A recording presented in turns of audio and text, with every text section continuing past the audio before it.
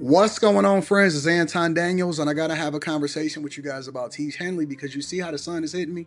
This is no finesse, no makeup, no filters, no none of that. This is 100% Teach Henley. I use it in the morning as soon as I get up, right after I pray and brush my teeth, jump in the shower, and I'm hitting the streets because you never get a second chance to make a first impression.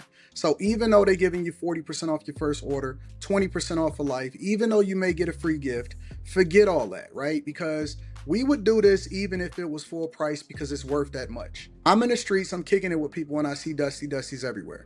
You don't want to be them. You want to separate yourself.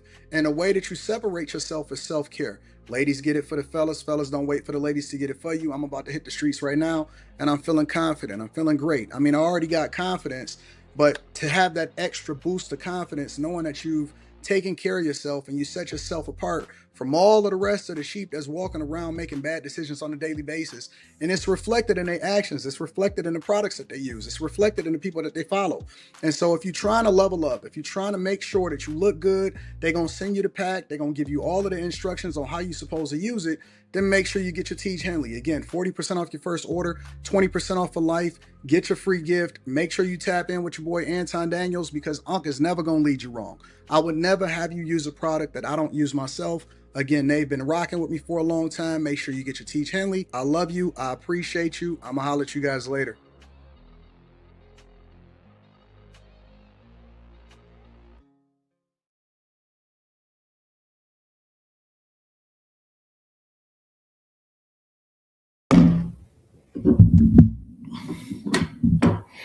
You left so abruptly. What's going on is Anton from AntonDaniels.com. I appreciate you guys for continuing to rock with me. I want to rock with you all night. I'm your host, Anton Daniels. This is the Millionaire Morning Show. What up? What up? What up? What up? What up? What up, Loso Way? What up? What's happening? What up? What up? What up? What up? What up? Yeah. Yes. We are in the building. I appreciate everybody for continuing to hold me. I got to finish editing this vlog. I meant to drop it last night. I got so caught up with the editing process. Editing takes so long sometimes, but I'm dedicated, so I got to drop it today. Speaking of which, best day to join the Patreon is the beginning of the month. Make sure y'all tap into the Patreon. Link is in the description as well as pinned to the top of the chat. Yes. What's up, family? How y'all feeling this morning? Getting it in.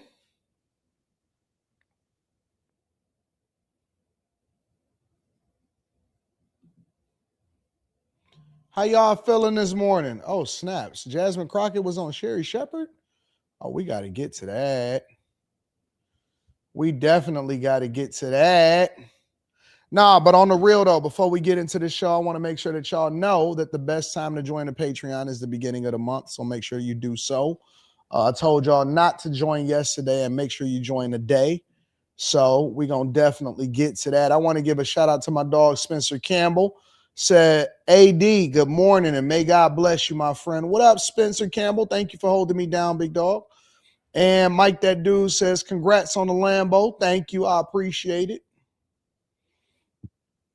Are congrats in order when somebody buys a new car? Just a question in general.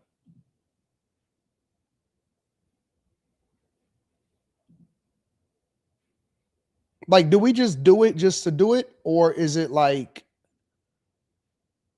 something that we should do? And let me tell you why I say that, right? A car like that is an achievement. Well, let me tell you why I say that. Because it's like, at the same time, it's like, yeah, but I had to pay for it. So is the congrats the car, or is the congrats getting to the point to where you can actually buy the car? What up, OG? What up, real life? What up, Ballaholics TB? That sounds like a name right there. Phoenix says we are happy to share in your happiness. Cool. I appreciate. Listen, I appreciate all well wishes. Time Dog ain't gonna take no blessings. Anybody that prayed for me, anybody that hold me down, anybody that has good things to say, anybody that says something successful. You know what I'm saying? It's a milestone. Not everyone can buy a car, let alone a Lamborghini. I was talking to I ordered something new. I put down 2 deposits yesterday. I ain't even gonna cap. I put down 2 deposits yesterday. And so I ordered some new stuff. And those will be in, I think, the end of next year. Well, one of them is going to be in the end of next year, and the other one is going to be in at the spring of the year after that. So, yeah, should be interesting. Well, one of the things that I found out was that the Revelto was a 4-year run car. A 4-year run car. Right? So when we're talking about the SVJs and all of that type of stuff, right? Those had a longer run. The Revelto was always supposed to only be a 4-year run car, and then there's something to replace it after that. It was a gap between the Huracan and the Temerario. And so now the orders are starting to pour in for the Temerario. I went in, ironically enough, when I originally went to the Lamborghini dealership, I went in to order a Huracan, but it was literally the end of the shelf life. I didn't want an STO. And so I was like, all right, well, what's coming next? And he was like, well, we got a new one, but at the time they didn't have a name for it. The dealers didn't want to release the name for it. And so it wound up being the Temerario. So I put the deposit down on that. And then we just kind of went from there. But apparently it was only so I think it's like a 1 or 2 year more run for the Revelto. Then they're going to be replacing it with something different. You know what I'm saying? But I want to make sure that I like to have mine first. So Knicks, oh man, the Knicks. Oh my God, Atlanta. I'm disappointed in the city of Atlanta. Hold on, let me turn this air on real quick.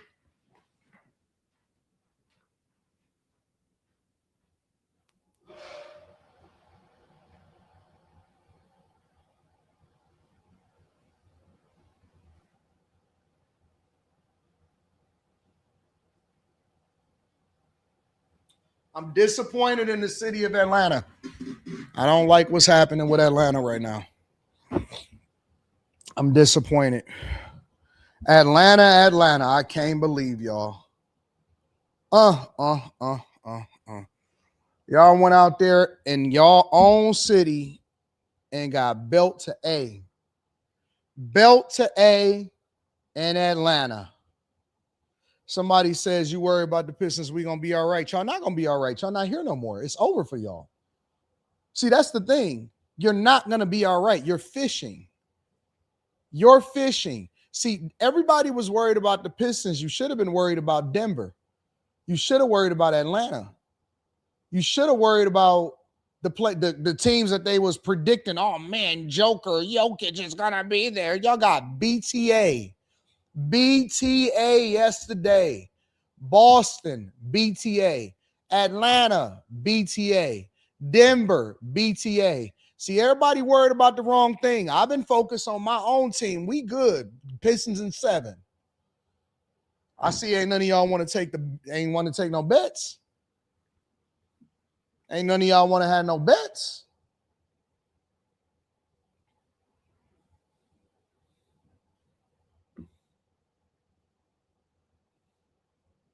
Atlanta came out there and set a record for losing. What? They was down by like 50 at halftime. What?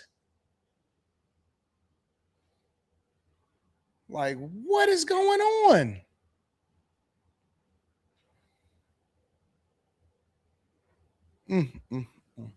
Anyways, again, make sure I hit a like for the algorithm, subscribe to the channel, and turn on your notifications. Let me see what else is happening in there. Anton Daniels in the cockpit. Pause. What up, legitimately crooked? Nuggets let their fans down as well. 392Q. What up, 392Q? If I can't believe y'all even paid to go to them games. It was a massacre. It was a bloodbath. I've never seen nothing like that in the playoffs in my entire life. Never seen nothing like that in the playoffs in my entire life. I bet your Rolex. You can't afford to bet my Rolex. Because if I put my Rolex up, then you're going to have to bet your life. Because if I don't get my money, Smokey. Oh, what's the movies? Let me get the movies for Room 9. A lot of y'all, because we going back to the theaters for this one. All right. So on my Room 9, folks, I'm gonna post this. Oh man, I gotta go watch Michael. Man, it's the real movies for Room 9. Devil Wears Prada 2, Apex, and Michael. Oh, I don't want to see this Michael movie.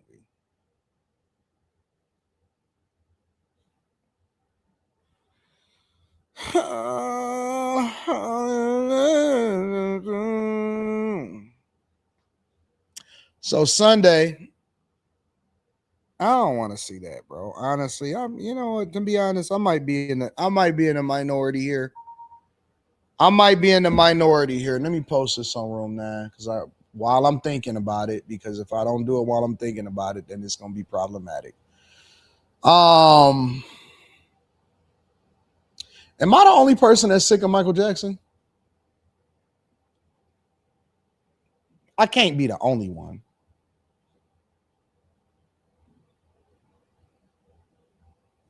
I can't be the only person.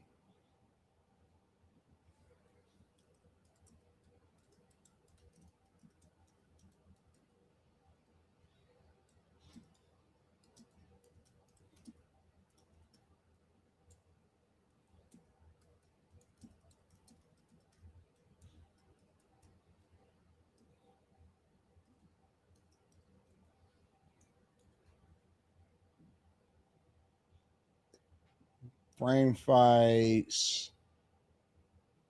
Edit preview. Save preview. All right, I posted it. So we up. So now y'all know what's happening. I can't be the only person that's sick of hearing about Michael Jackson, bro. Can't be the only one that's sick of hearing about Michael Jackson. Let me see. What y'all talking about? You got to explain this one. I'll do you one better. Oh, MJ is overrated. No, you pushing it now. It's a movie I can watch at home. How dare you blaspheme? MJ the greatest. Right now you are. What is wrong with me? Yep, let that man rest. You rather see The Devil Wears Prada? I would.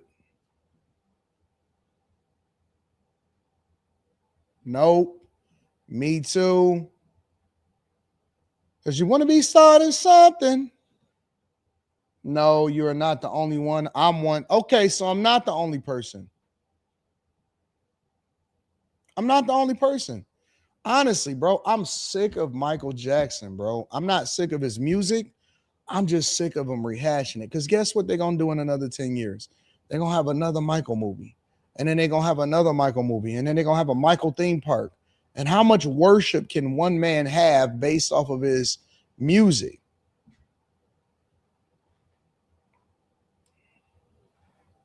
They're going to do another one, and then they're going to do a documentary, and then they're going to do a book. And people are going to continue to monetize his likeness. And it's like, how much more more of a man that's passed away do we need? We know everything. We know about Joe. We know about Tito. Now we got to know about the kids. It's probably going to be another kid. It's going to be a great-great-grandkid that try to mimic him. And he going to do a Jerry curl, and he probably going to lighten his skin and stuff like that. And it's like, come on, man. Now I gotta hear about Paris Jackson. All of this junk, man. It's like, yo, I don't care. Like, it's over. It's too much, man. It's too much. It's too much, bro. It's too much. For me, it's like let the dead bury the dead. You know, document the life and then move on. Move on. We got to keep on, keeping on. Like post remix the songs and all of that, and it's like,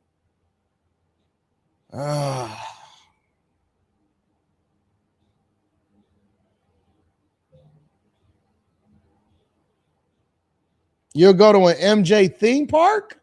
Really? Oh man, I'm all Michaeled out, dog. Honestly, I don't want to keep hearing it. I really don't. I'm burnt. I'm Michael burned out. So I gotta go see him in theaters. I gotta go see his nephew, somebody's son's nephew. Oh, and I got to see him do the. That's okay, bro. All right, man. So, yeah, I'm gonna go see Michael Jackson, and we're gonna go from there. And then I gotta go. I gotta go see the real. So Michael gonna be the appetizer, and then I'm gonna go and see the Devil Wears Prada 2. All right. We got a lot to cover today. All right, so let's see. We got to go through. We got to get to the money. So Uber is now offering hotels on their app. So I'm gonna break that down for you guys. Dame Dash, we got to get to Dame.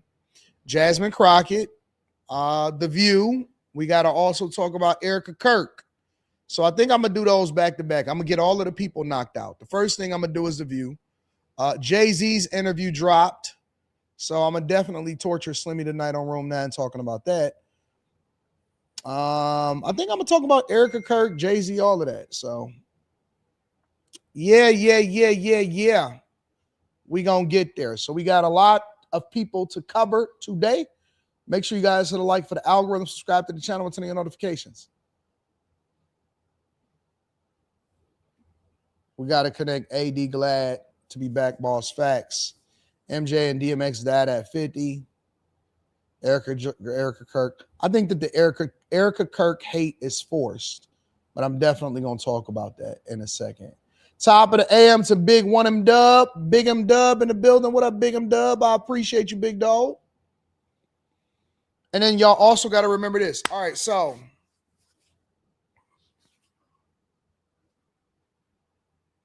I'm trying to. All right, so next week, let me look at my flight. I got to find out what's going on with my flight.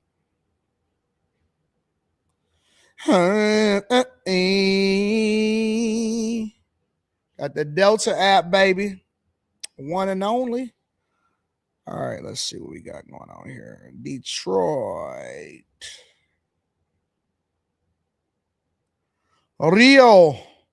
2 days to check in. Rio de Janeiro. Gonna be on Rio. Oh, did I do my meal selections? I didn't even do my meal selections. Got to do the meal selections, baby. Oh, I did do my meal selections. All right, cool. Oh, nice. All right, cool. We need to check the time zone difference in Brazil. All right, so this is what's happening next week. Just to give y'all a little bit of insight, a little bit of housekeeping.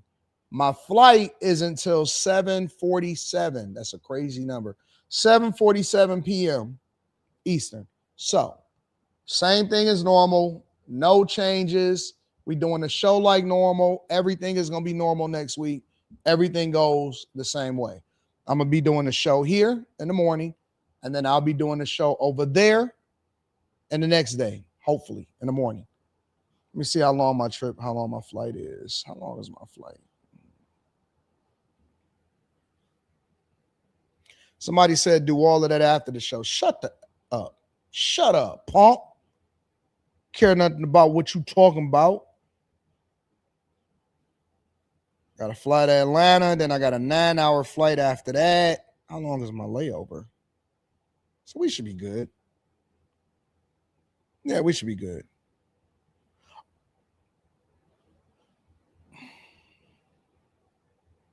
What's the time zone difference?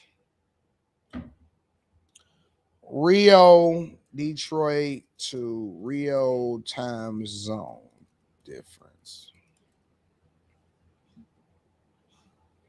Oh, So Rio is only 1 hour ahead of Detroit. That works.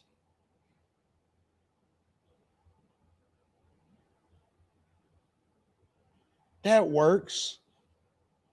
Rio is 1 hour ahead. All right, that's perfect. That is perfect. So they're only 1 hour ahead of us.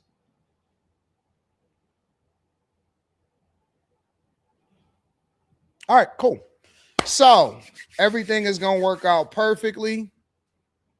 And we shouldn't have any disruptions in our shows, and everything should be absolutely awesome. And then I'll be back home on that weekend. And so we'll be good. We'll be good. We'll be good. We'll be good. We'll be good. All right. Again, best time to join the Patreon is the beginning of the month.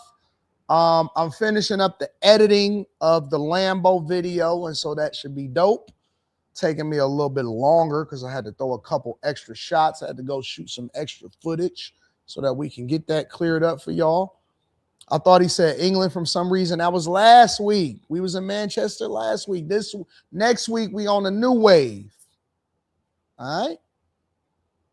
Hey, be careful in Rio. The cartel was holding tourists hostage a couple weeks ago. Not where I'm about to be at. This is Brazil. All right. Looking forward to seeing some Brazilian women. I heard Brazilian women are the hottest women in the world. Is that true or no? Is Brazilian women the baddest looking women in the world, or is there another geographic location that we need to be focused on?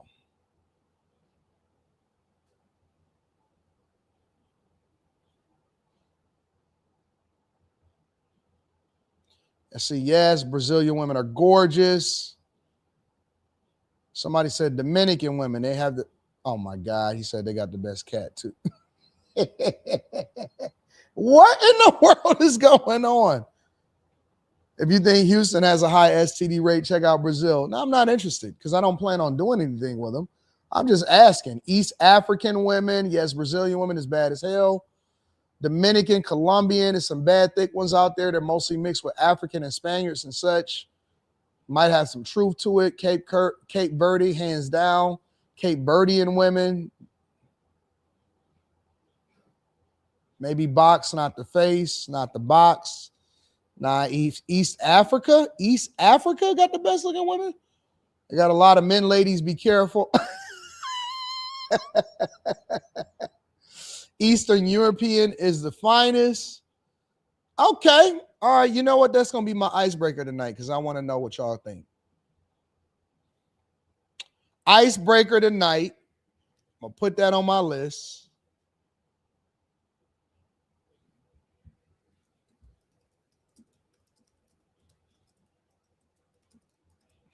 I just so happen to think, and see, this is me. I just think that women in the United States, black women in the United States of America are the most beautiful women in the world. A lot of people would call me biased about that, but I don't want nothing except for that American woman, that pretty American women with the good, sweet spirit. Hey, man, I don't care nothing about y'all little overseas hoes. That's for these dudes that's out here trying to figure out what their life is like, and then they get mad at the women that they can't get, and so they go overseas and start to talk about some of the I don't want to hear that. I want me a good old down home American woman. Y'all can have all of these other foreigners. That's cool. I ain't trying to stop your motion. I'm good. I'm good. Give me a black woman in the United States of America. I'm straight. Honestly, and that's the honest to God truth. I love black women. I done seen them all. I done seen the Chinese women over there. I done seen the Japanese women. Japanese. I done seen them. I done seen the Dominican Republic women. I done seen the European women. I done seen the women out there in Manchester. Seen the women in Romania. Give me a little chocolate. Give me a little chocolate here in the United States of America. I take caramel, and I'm good. I'm good. I'm straight. I don't need all of that, bro. A lot of people, they get overwhelmed with too much. I'm not one of them type of people. I don't need to go to Miami. I'm straight right here in Detroit. You know what I'm saying? I'm cool with my limits. I'm cool. The word has taught me over the years, it has shown me in my life that when you try to do too much, you lose everything. I don't want to do, why did he say Japanese like that? When you try to do too much, you lose everything. And you know what else I found? Is that people are only obsessed with things because it seems exotic to them. It's the same reason why white men are so obsessed with black women, is because it's foreign to them. And so a lot of times you focus on the thing that you're not in proximity to the most. But I've learned to love and appreciate and enjoy the thing that's right there in front of me. Throw the fishing rod out. They cool. Cool. I'm chilling. That's all it is. Let me get into the show. All right. Enough of the BS. So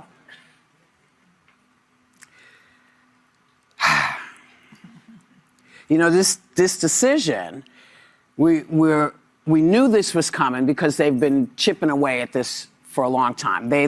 The court said, there's no problem with race anymore, and yet we're fighting every day talking about Project 2025. We know what's happening, and it's going to start happening to women as well. Because all these changes in voting where they're saying you can't use your married name, you got to go get your birth certificate. So this is going to affect a lot of people. Right now, it sounds like it's just affecting people of color. We know better. We knew this was coming. So this is meant to discourage you from voting. This is meant to make you feel like you don't have a voice. You do have a voice.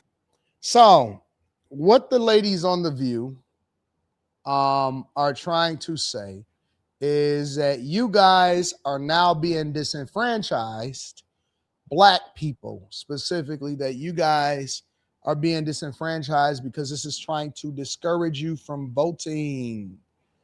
They're saying that it's discouraging you from voting, meaning that the Supreme Court ruling that highlights that you can't discriminate or you can't redraw lines based off of race alone, which I'm trying to figure out what the problem is with that.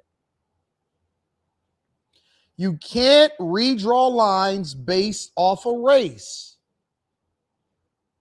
And I'm trying to understand what the problem is with that. If somebody can explain to me why that premise alone, that saying, that narrative, that people should not be able to redraw lines based off of race alone, that by itself is a problem. Help me to understand. How does that discourage you from voting? Now, we got bigger problems about voting inside of our communities, all right? And I just so happen to stand by that because I know, especially on off election years, that there's less than a 20% voter turnout rate in any urban community, and that's in the cities, let alone over in Louisiana and all of these other places. Down home by the Delta,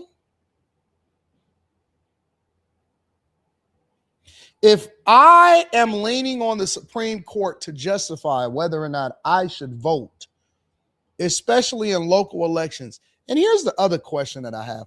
Why do we focus so heavily on national elections and we don't engage in local elections? But, leave it up to Whoopi and Sonny to run in the Victim Olympics. Do not forget that.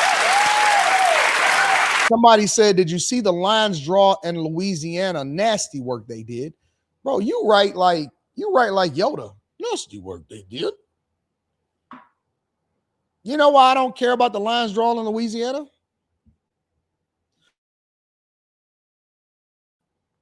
Because I'm not in Louisiana. I don't care about what's happening in Louisiana. Should I? Listen, I got my own stuff. We got our own stuff that we trying to fix and we trying to work on. I don't live in Louisiana. I don't plan on ever moving to Louisiana. That's not anything that's meaningful to me about the lines that's drawn in Louisiana, whether they were drawing them for racial issues or not.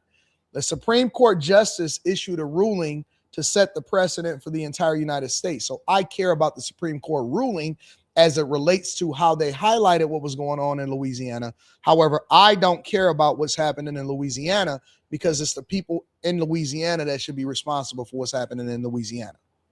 All right? But I do care about the Supreme Court ruling and them ruling that you can't redraw lines based off of race alone. Makes sense to me. But do you see it as a step backwards also? I think it's a huge setback. I mean, the 1965 Voting Rights Act was the most important piece of legislation in United States. People died for history. That. Is that true? Is the Voting Rights Act of 1965, and I'm not saying that it is or it isn't, is the Voting Rights Act of 1965 the single most important piece of legislation in the United States history?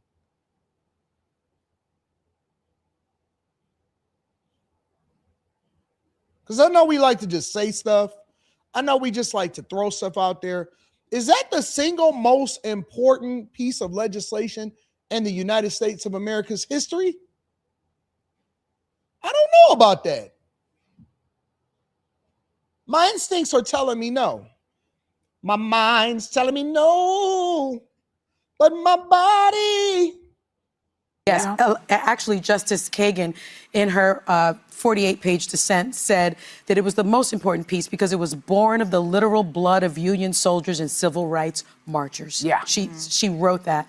And it has been gutted. People are saying, well, it hasn't really been gutted. It has been.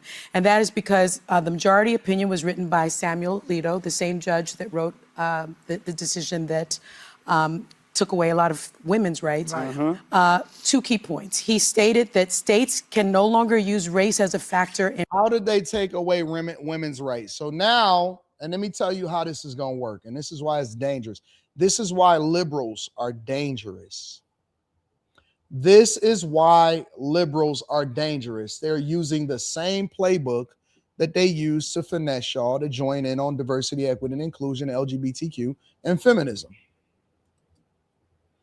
They're using the same playbook. They're trying to convince you that women's rights were removed from the Supreme Court, making sure that they handed down that smackdown on Roe v. Wade. And they're telling you that somehow, some way, women's rights were removed. Now, since that ruling, I haven't seen anybody, nor have I heard anybody complain about missing Roe v. Wade and on a federal level, them determining what you can and can't do with your body when you get pregnant. And so they're saying and trying to tie that directly into the race conversation and saying, hey, man, this is the same judge that removed women's rights. Even though no woman's rights were removed, they just kicked it back down to the state so people will have more control over what legislation is passed through when it comes to women's bodies on the state level. The federal government, and this is the argument that me and Slimmy was kind of going back and forth, the federal government shouldn't have a say in what happened. That should be a state's level ruling. And so one of the things I was trying to convince my homeboy, Slim Doggy Dog, Warlord Slimmy, one of the things I was trying to convince my homeboy, Warlord Slimmy, was that everything shouldn't be based off of a national standard. It should be a state's level decision. And then some things should be superseded by the national standard. But on a state's level, what you want in liberal Illinois may be different than what we want over there in Texas. So no woman's rights were removed. If anything, they gave you more power to determine what happens inside of your body. So if you want to go out there and bust it down for a real one and you want to keep getting pregnant and pregnant and pregnant and pregnant, and then you want to go over to a state that they allow for you to remove, I'm Judge O'Brien, and you want to go over to a state where they allow you to remove your fetus, depending on how far along your body is, then you can do that over in Ohio, for example. You can do that. Even though Ohio is red, the people said, you know what, my body, my choice. And so you can do that. You're not limited or you're not enabled by the federal government. You can do that on a state's level. And so what they're trying to do is tie this racially motivated gerrymandering case that the Supreme Court ruled on, that is upholding the Constitution, is that is the job of the Supreme Court, is to uphold the Constitution and to interpret it as such. And when the Supreme Court ruled that you cannot redraw the district lines based on race alone, because when I was a young boy back in 1965, they used to really have some form of racism. You had dogs trying to prevent black people from voting. You had white people that were hanging black people. And we had to really back then deal with racism.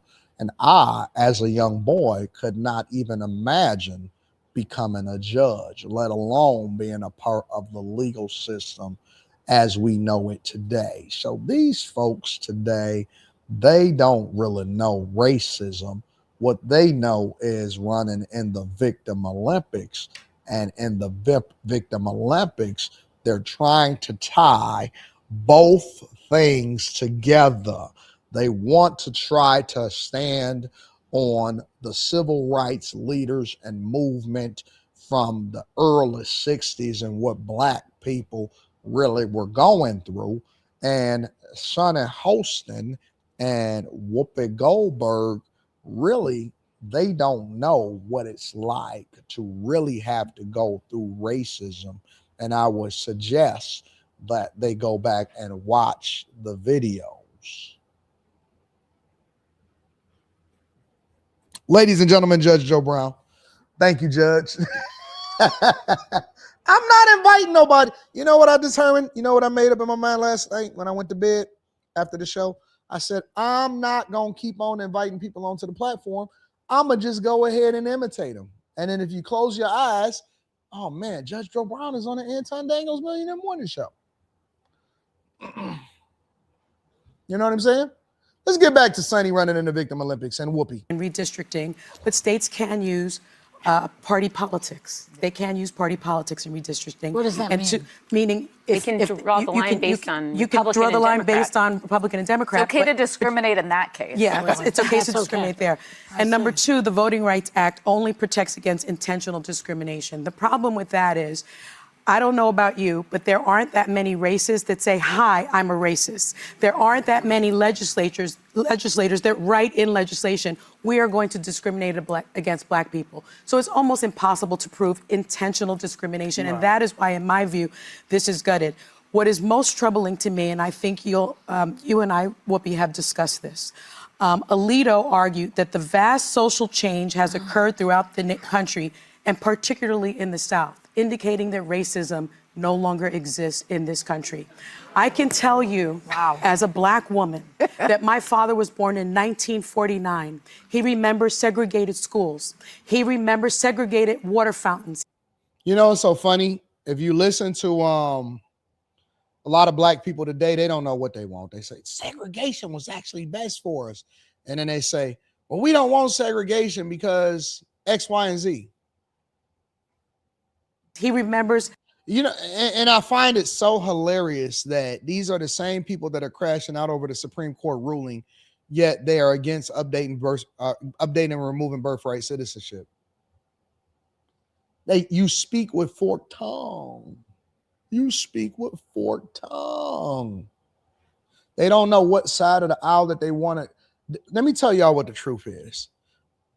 I'm going to tell you in a minute. Let's hear the rest of what Sonny and Whoopi got to say. That he did not have full civil rights. And he told me when I turned 40 years old that I was the first person in his family to enjoy full civil rights. And He is still alive today, and I am still alive today, and I have been discriminated against. And now I have to tell my children that they have less civil rights.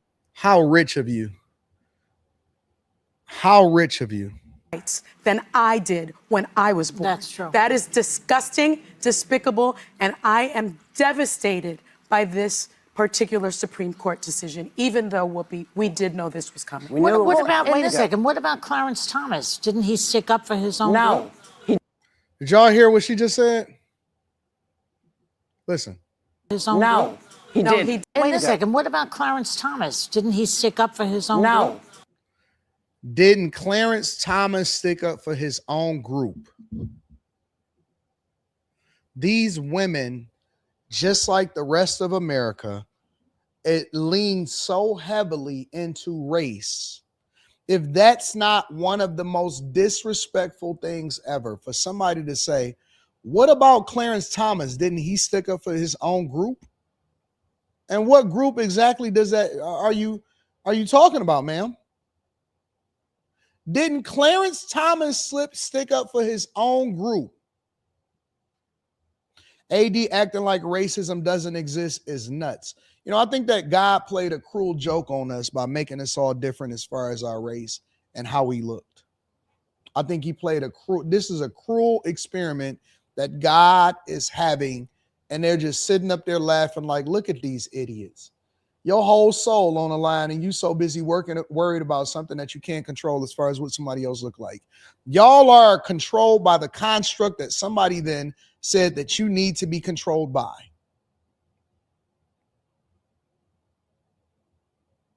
And it's nothing that I can do. You free it from it. You just gonna stay on the Democrat plantation, wade in the water. He did not. He did not. No. And He by is the part way, of the majority here. Yeah. this has repercussions that are bad for the whole country, Yes. regardless of the color of your skin. So if you think Congress is wildly ineffective, if you think Congress is incapable of tackling big issues like healthcare, the rise of AI, regulating tech, speech, they are. Everyone, I think, agrees they are. This will make it so much worse. Yeah. Partisan gerrymandering makes districts safe for the parties that are in power. It makes it so that more extreme people on the left and the right are elected rather than moderates, than pragmatists, than people who are willing to work across the aisle. I hate her probably the most of anybody on The View, because at least we know what we dealing with when it come to Whoopi. Nothing good gonna come to you until you do right by me. At least we know what we get when we get Whoopi. At least we know what we get when we get Sunny. We know what kind of foolishness shows up, but we never know what kind of rhino she's going to be today. The other girl was way better than her. I'm going to be honest with you. The other girl that I was saying that was dope, that used to be on The View, that had came in, she's way better than this girl. This girl is so fake. And see, they all afraid to push back. And let me tell you about white people, especially white people that pretend to be conservative. White people are so fearful. We've turned the table so hard on white people. White people are so afraid to address black issues, they tiptoe around it. Even Republican white people, Republican white women, they are so afraid to say anything, push back on anything. They just think it in their head. You know what? I don't want to go. No. They so afraid to just say what they really say. And that's because there is no true freedom of speech in this country. We've lost our way. We've lost our way as a group of people that advocated for freedom of speech.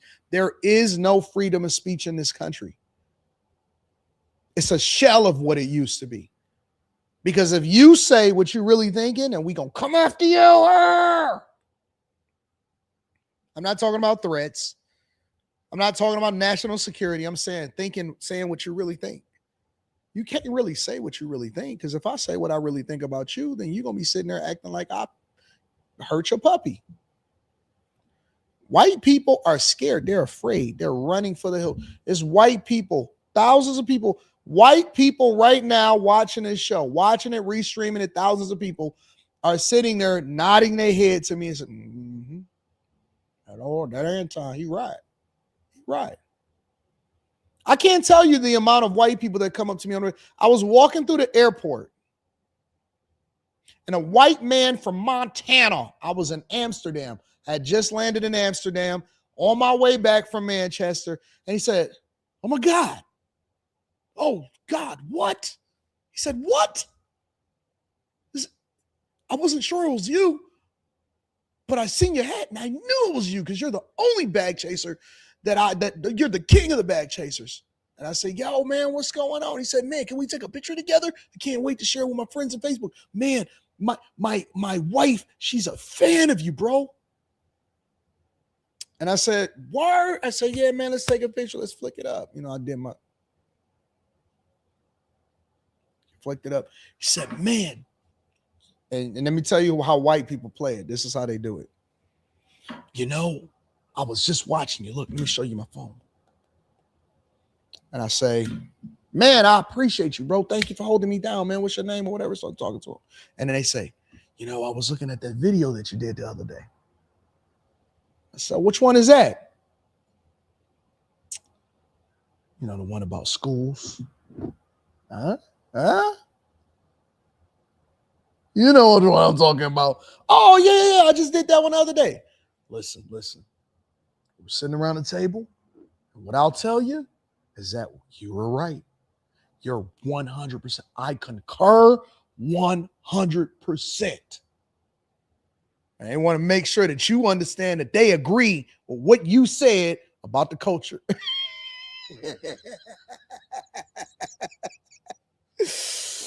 Oh, I concur.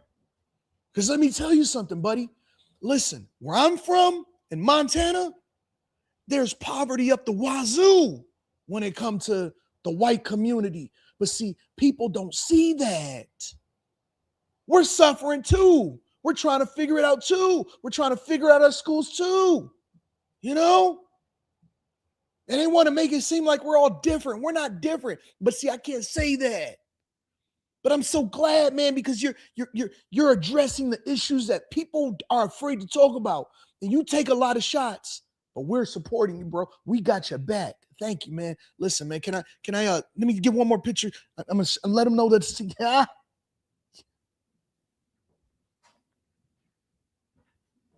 That's the truth. That's the truth. White people in this country feel disenfranchised. They don't feel the way you feel about them because they have to live real life, right? They got to get out. White women every day are sitting there dealing with their baby daddy. What, you don't think that white women got baby daddies? Some of the baddest and some of the rattiest white women got baby daddies all day long. They do. They got baby daddy drama. They leave them when they pregnant. They poor, broke, on welfare, incest, pedophiles, all kind of stuff they dealing with inside of their communities. They dealing with it too. And then you sit there and say, you got white privilege. And then they like, man, who are you talking to? Don't you know I just got kicked out of my mom's house the other day? Going to get me some meth right now. And so they offended because their life circumstances is not reflective of what you think that their life should be. And so now they crashing out because they're like, man, you just got a leg up. I tried to get into the university. I couldn't get in because you got into the university and you're not even good enough to get into the university. And so they feeling some type of way. And so we continue to perpetuate this racist narrative because I hate you. You hate me. We're a hateful family. And so we all live in the same country, but we all hate each other. And meanwhile, you got the Asians over there. You got the Mexicans over there. You got the Canadians over there, the Venezuelans over there, the Japanese, the Chinese, and the Koreans and the Europeans. And they all looking to come over. And so while we sitting there arguing about black and white, they like, hey, man, we don't want birthright citizenship to change because we need our citizenship inside of the United States of America. So while we sit there and argue like cats and dogs, and black people feel misunderstood, and white people feel misunderstood. Everybody is taking advantage of America because can't nobody come together, because you got Trump derangement syndrome, and we don't necessarily care about what Biden did. And that's the truth. That's the truth. White people feel misunderstood. Black people feel misunderstood. Women feel misunderstood because they feel like the men is the new women, and men feel misunderstood because they feel like, listen, I'm not going to deal with family court laws. And everybody got an issue, and everybody feels like their issue supersedes somebody else's issue. And so now we're going to just continue to do this. But the smart people, the ones that's really smart, they sit there and look at both of y'all arguing, bickering, and then they do like a lot of these other women. They come on the internet and they say, hey, listen, girls, decenter men, and don't worry about it. And then the white women go, yeah, because black people, I can't believe it. When black people told us that they was checking out after the election, then guess what? We should have listened to them. I apologize, black people. You know what they go back and do? The same women that told you to decenter men, she over there busting it down for a real one because she not celibate. She really giving that box up. And it's a dude that's like, yeah, man, that's crazy. Hey, bend over real quick.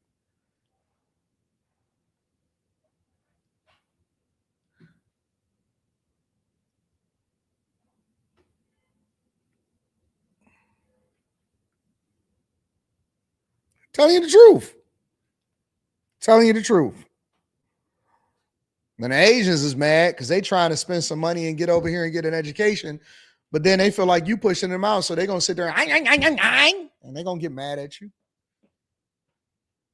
And the Mexicans is mad because they got to go back to their own country, and they don't want to build up that POS country, and you sitting there talking about, I can't wait to leave America. I live better in Mexico.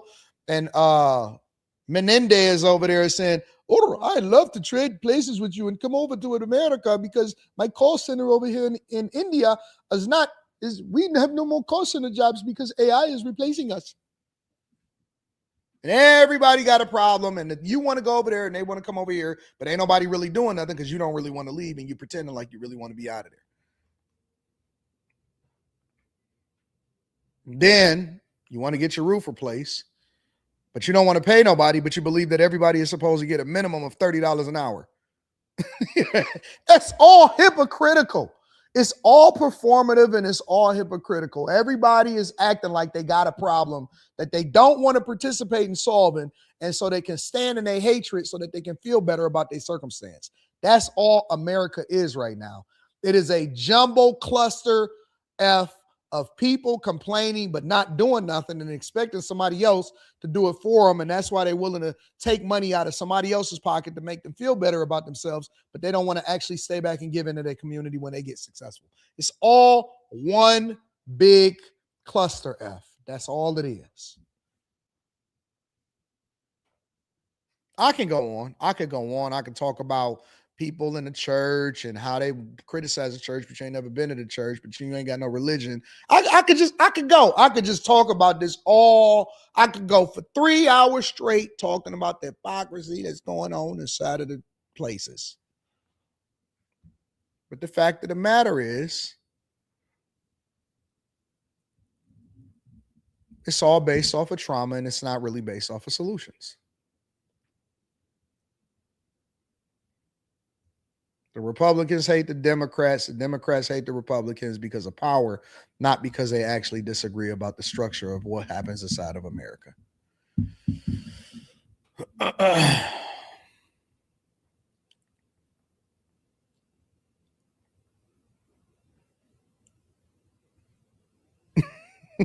Y'all like my Hateful Barty song?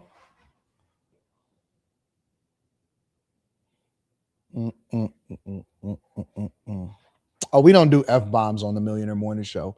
We're about that life nowadays. So while Sonny is over here trying to convince y'all that her children won't have any rights compared to what she had while she's married to a doctor and sitting on The View, her kids is Nepo babies, just like my kid is a Nepo baby.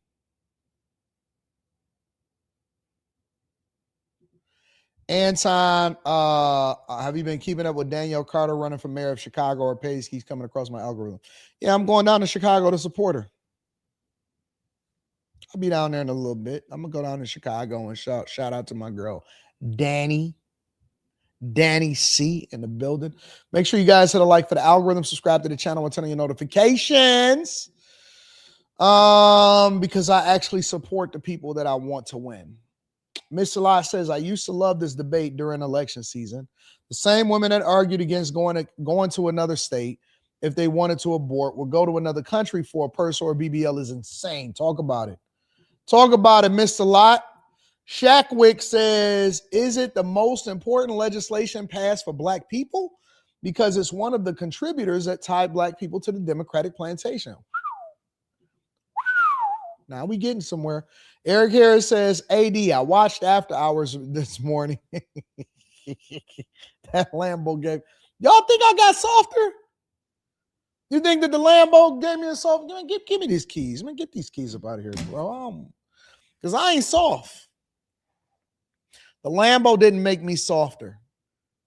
Come on, man. Don't do that. Slimmy one last night talking about I had to slow down at the green light to let the windows down. All I've been listening to is Drake and finding myself. I think I might even take up therapy. Yoga, therapy. I don't like wearing shoes as much, you know. I see things from a woman's perspective. I understand you, Queen. Yeah. I burn incense now. I can't wait for that Iceman album to drop. Iceman gonna get more play inside of the Lambo than any other album in history. You know what I'm saying?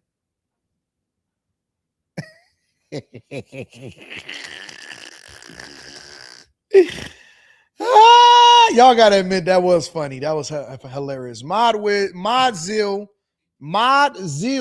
12 says I'm behind on the stream of that Joe Brown. Yeah, we gotta get there, bro. We gotta get there. Natashka. What up, Natashka? Says only privilege there is an American one. Talk about it, Natashka. Talk about it. Natashka Romanov. Just Christian Black says, wasn't expecting Hateful Barney today. Best morning show ever. You don't know what you're going to get. Listen, would y'all rather listen to these boring content creators that ain't talking about nothing, or would you rather come over here and have some fun with AD? Thank you for the 13 ball. First of all, that's a real good number. Rennie Smith. Shout out to Rennie Smith, man. I appreciate you, bro. Thank you, Rennie. Told you, man, my white people, they love me. My whites hold me down just like my blacks hold me down. Whites know what they going through it too. Wesley Turner says, AD, did you see all of the libs caught in refugee camps trying to flee America? They deporting y'all out of these other countries. Okay, Hoyt. You Bohemian now. About to have the sandals out on Woodward. Okay, Hoyt. All right. I'm just dreading having to go see this Michael movie this weekend, so I'm not happy about it. You know, I feel neglected. I feel vilified. I didn't know that Slimmy was gonna send me to the theater to go see this Michael movie, so I'm not happy about it. I'm not happy about it. I'm gonna let him have a piece of it. Slimmy gonna catch L's all night tonight. I don't know if you know about it, but Slimmy catching L's tonight. We going into May. I called it Ella May. It's called Ella May for Slimmy. And all of the rest of the people that's on the paddle. For Slimmy, Q Diddy, and anybody that goes at me, it's called Ella May. L's in May.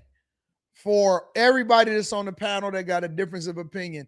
Ella May on them tonight. I'm going to let them have a piece of my mind tonight because I'm not happy about it. What up, Dolores? Says, I love you. You are real. I love you too, Dolores. I love you too. What's up, baby girl? Yeah, it's a singer called Ella May.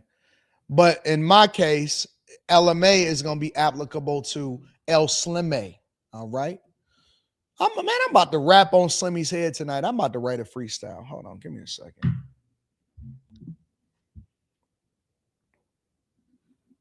Slim Jones, him gone,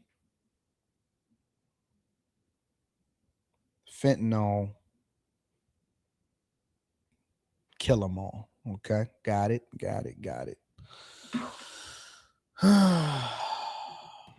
It seems to me that nothing will ever be enough for the evil in this world. Our country has become unrecognizable. These people have perverted the truth to the point that they motivated the murder of my husband. They have continuously tried to assassinate the president, and anyone who stands in their way is labeled hateful, racist, fascist, and every other trigger word that is grossly dishonest. Make sure y'all hit a like for the algorithm, subscribe to the channel, and turn on your notifications. If you have not, make sure you tap into the Patreon. The best time to join the Patreon is the beginning of the month. Link is also in the description. Dropping a new vlog, Lambo Time. Y'all get to see me pick that up. Being fully edited. The rest of it is being edited today. Lambo Time in the building. We want the best for our country. They don't. This is why Charlie started Turning Point USA in the first place. He didn't trust the radicalized liberal teachers. And this past Saturday, it was a school teacher, of all people, a school teacher, that attempted to change our history for the worst with bullets. You know what? She's right about that. That's crazy if you think about it. Because when you start to dig into some of these people's backgrounds, and this is also why I told y'all got to be careful of these daycares, because you don't know who these people are in these daycares. Y'all just drop y'all children off and let your most prized person on the face of this earth sit there and be indoctrinated. They be putting dresses on y'all kids. They be teaching y'all kids all of these liberal ways. They put y'all in these indoctrination camps. And it's crazy to think that a school teacher is one of the type of people that would actually try to shoot up a correspondence dinner. And the basis of that correspondence dinner is supposed to be the First Amendment. Teachers, because they don't vet for personalities. They don't vet for character when they pulling in these teachers to teach y'all children. You don't know nothing about these people. They just teaching y'all children and they indoctrinating them. And everyone is asking why I even went to the White House Correspondents' Dinner. And it was because many of the journalists in that room have attempted to dehumanize me. And I wanted to meet some of them face to face, quite frankly. Why have a conversation about me when you can have a conversation with me? Fair enough. So, for example, a journalist from the Daily Mail came up to me. She introduced herself and she was very gracious. She was saying, "You look so beautiful. I'm so sorry for your loss." To which I replied, "It is so nice to put a name to the face, especially with all of the slander, the lies, accusations that are out there surrounding my husband's murder and myself." And I said to her, "You know what's so interesting? This is my first time at the White House Correspondents' Dinner, and I find it so fascinating, the dynamic that is going on right now, because everyone is all dressed up and you guys are co-mingling in and out of each other's cocktail parties. And so for one night, you are able to put aside all of your differences for the sake of freedom of speech. And then by Monday morning, things will go back to being an absolute bloodbath between all of you." To which she replied, literally, she said, "I know. Isn't it special, right?" And she's right. She's 100% right. You know, I'm trying to teach y'all something and y'all not listening. You're not listening. I've been trying to teach you on Room 9. I've been trying to teach you on the Millionaire Morning Show. I've been trying to teach you on the Anton Daniels channel. People that's on the Patreon, they get it already. But I tried to push this last night and I said, you have to remove your bias and start focusing on the talking points.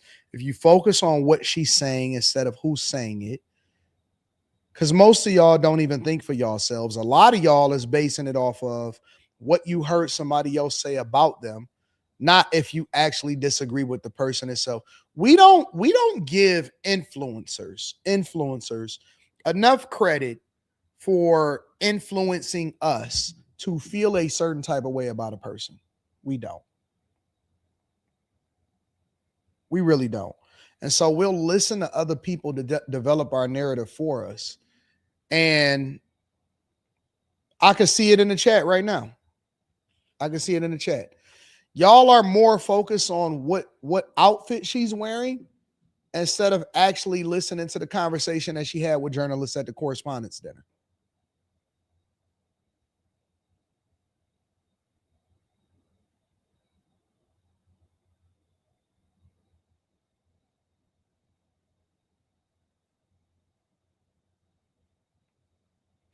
Any woman that steps in the shadows of her husband after he passes away is going to be villainized if they become a public figure. It's just the fact of the matter. Because for the people that actually cared about, loved, or wants to have a conversation about that legacy of that person, they will never accept a replacement for it. Shit. Y'all didn't even accept the light-skinned Aunt Viv. Y'all still don't like the light-skinned Aunt Viv, and she never even talked in real life in a regular conversation.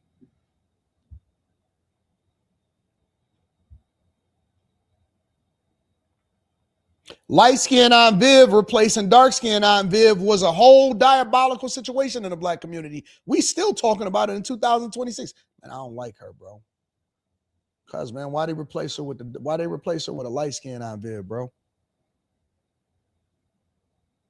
People still focusing on things that they liked about the other person because that became their norm.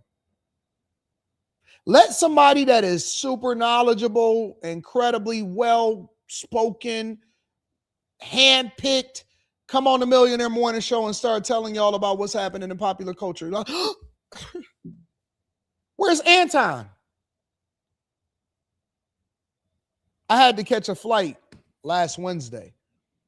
Or not last Wednesday, the Wednesday before last, in order to go to Manchester.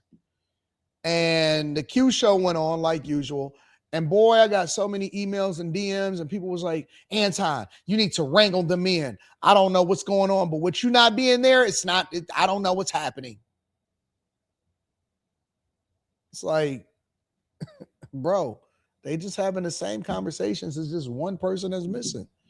And people be feeling some type of way. I'm just telling you the truth. The very same people, y'all will bring people on platform. When I bring people on platforms, they already know that it's going to be a barrier to entry. Wait a minute. Who is that? Is that the new Carrie? What's her name? Brittany? I don't know, bro. She looked like a dolphin to me. Like, that's what they said. And it's like, no, Carrie is Carrie. She's cool. Carrie is chilling. She's having a good time. Brittany is Brittany. She's not, one of them is not replacing any of them. They're just both valuable in their own way, but people be feeling some type of way. See, I knew you, you was just getting too deep for them. What are y'all doing? Anton, what's going on over there? It's like, no. People evolve. Life goes on. Carrie is cool. She chilling. Brittany is great in what she do. Everybody is cool, but people be feeling some type of way. Hey, man, is that the new Carrie? Like, nah, she just Brittany. So then she got to be there for a while in order for people to warm up to her. Because people be feeling some type of way.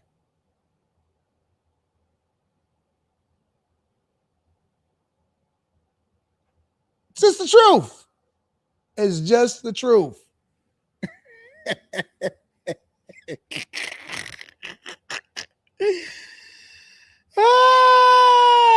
And they got completely different personalities, completely different people from completely different parts of the earth. But people, they don't like change. They don't like it. And they don't like it. They are fierce. They fierce. And even when you're there, they give you all kind of smack. What is she talking about? I remember when Carrie was on the show, it was some episodes they loved her and some episodes they hate her. Some episodes they loved her and some episodes they hated her. And I would tell Carrie, I said, hey, you just got to take the good with the bad. It just is what it is. Oh my God. Here she goes with the God thing again. And then when she decided, okay, you know what? I'm ready to go off and do my own thing. I learned enough. Then it was like, you know what? You were so in tune with your spirituality. It was time for you to level up. And it's like, wait a minute. You was the same nigga that was throwing her under the bus. Now you saying that she's great. It's nature. Isn't tonight so special? Nobody had anything to say about Erika Kirk when Erika Kirk was Charlie Kirk's wife. Nobody had anything to say about Erika Kirk when Erika Kirk was Charlie Kirk's wife. Then she became the scum of the earth when there was no more Charlie Kirk. That's why I tell women a lot of times, play it like Kobe's wife. Play it like Kobe's wife, because the minute that a woman opens up her mouth in lieu of, insert here, she's going to become public enemy number one. Nobody wants to hear from a woman in lieu of. No woman can win if she starts talking publicly. They want her to be quiet, go away, sit down, shut up, and try to preserve your husband's legacy. That's the end of the conversation. Especially if that husband was polarizing, or he was loved by some and he was hated by others.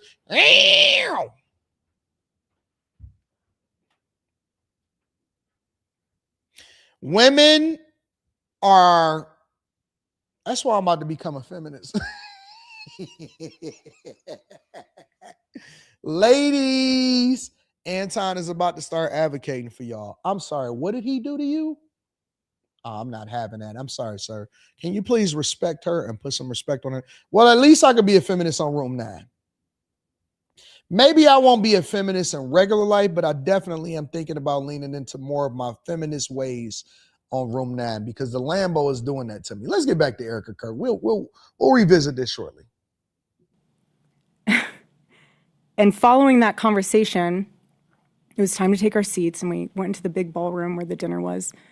And one of the first things I noticed when I walked into that room was quite literally the proximity of the opposing outlets to one another.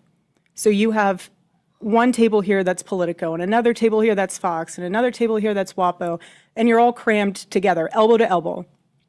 And to make the night even more of a spectacle, every single 10-person table had 10 bottles of wine.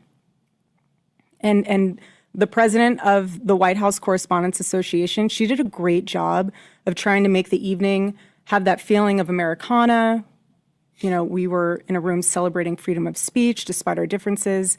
And the U.S. Marine Band performed the national anthem so beautifully.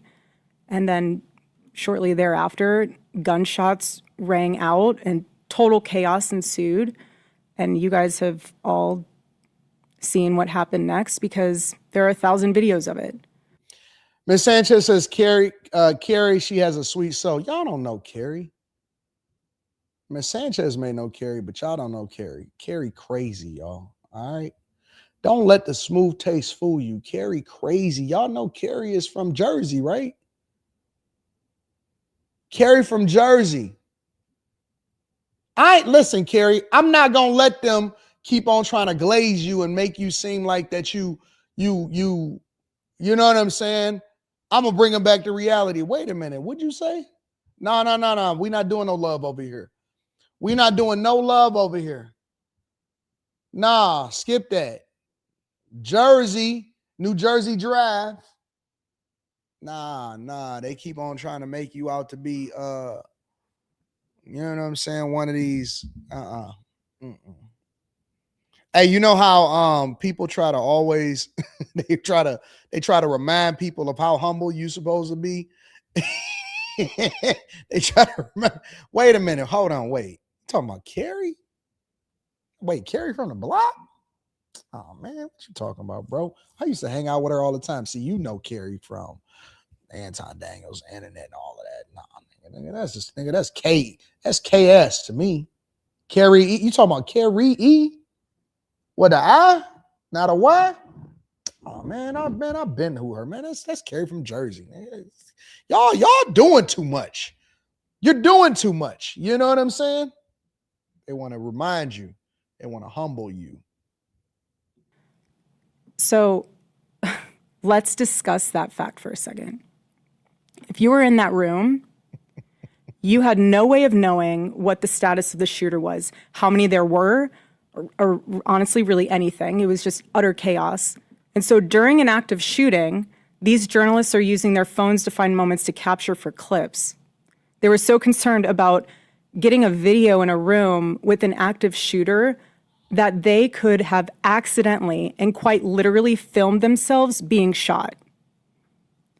Many of those people have become so desensitized that fight or flight became secondary to the opportunity of putting themselves into the story, which ironically breaks the #1 rule of journalism. That's a fact. The thing that I've seen from most of these people, these CNN correspondents, these journalists from Politico, the people from News Nation, the people from all of these platforms, CNN, MSNBC, all of that. You know what I seen? What immediately after it happened, I seen 1,000 of them saying, I was there, and this is what happened. Journalists are not journalists anymore. They clout chasers. Here's the real caveat. Journalists envy us, not the other way around. We used to look at the news anchors and the journalists and the correspondents, and they would be in the thick of it like, dang, that's crazy. They don't want to be them no more. They want to be the main character. They're looking to be us. They're looking to brand themselves. They don't care about being a company shill, none of that stuff.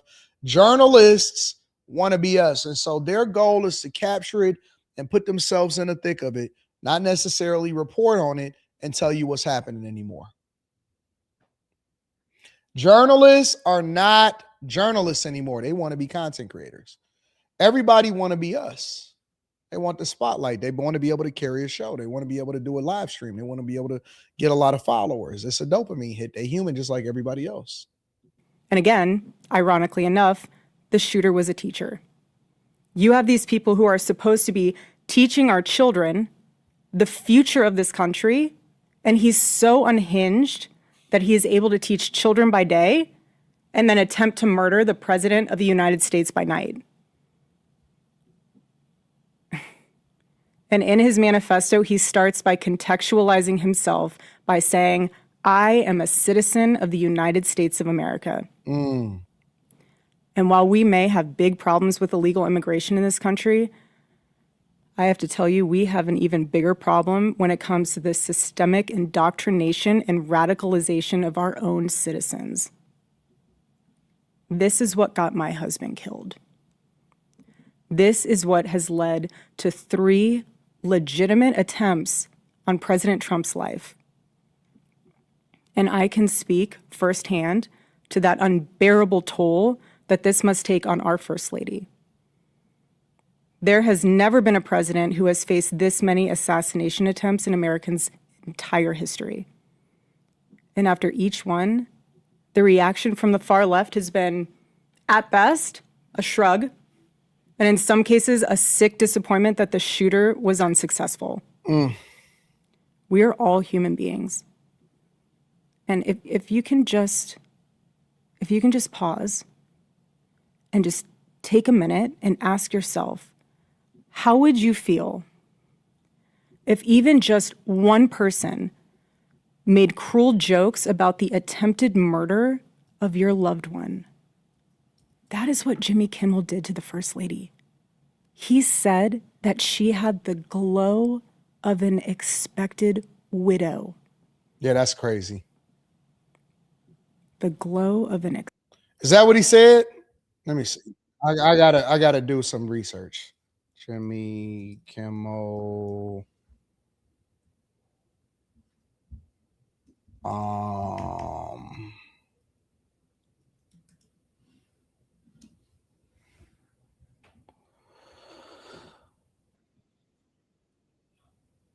Hold on, let me see. I gotta find out.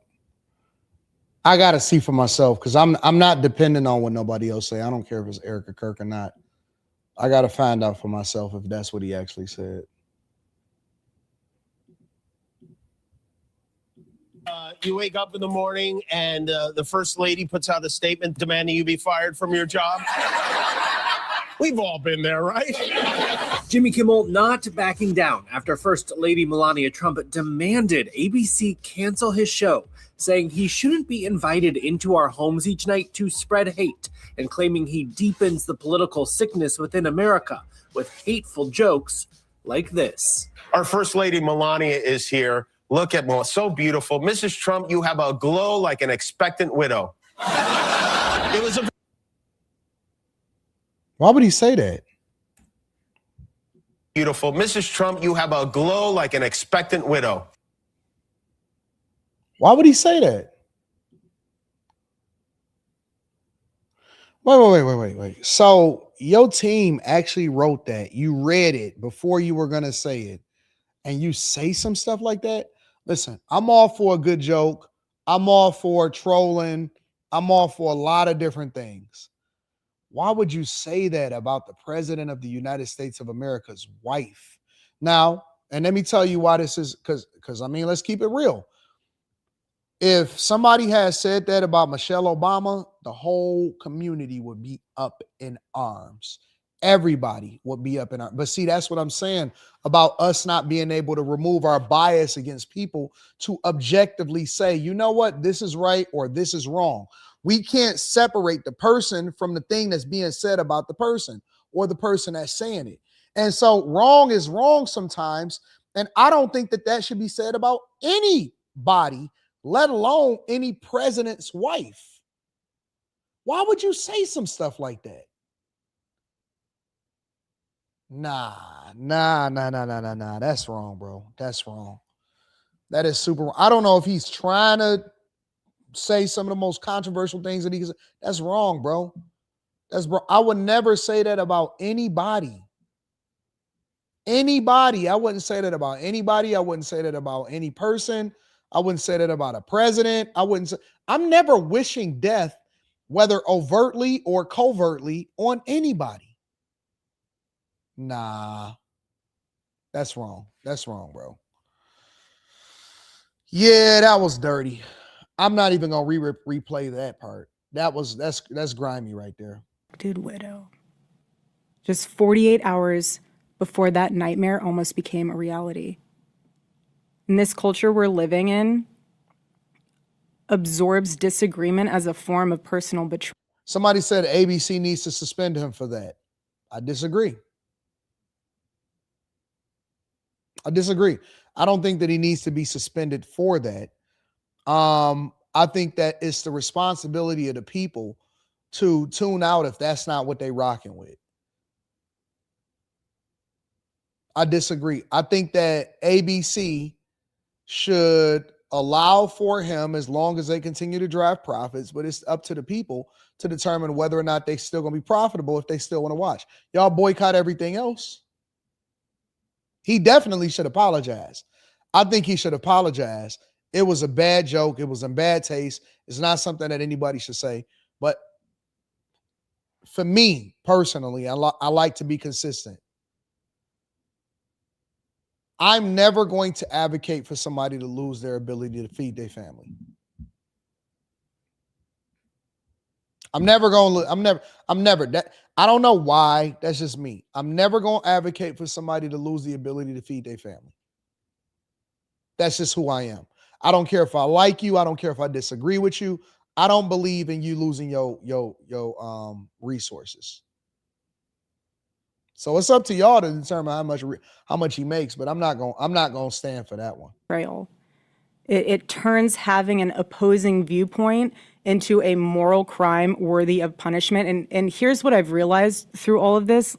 Somebody said Michelle was constantly attacking it over. I disagree with them attacking Michelle Obama too. And I absolutely don't agree with Michelle Obama. I've always said that I don't agree with that. No, don't do that. No, that's not true. No, you can't keep saying that or whatever. I stand for that too. And let me tell you something, bro. Just because somebody do something wrong on one end don't mean that it's justified for you to do it on the other end.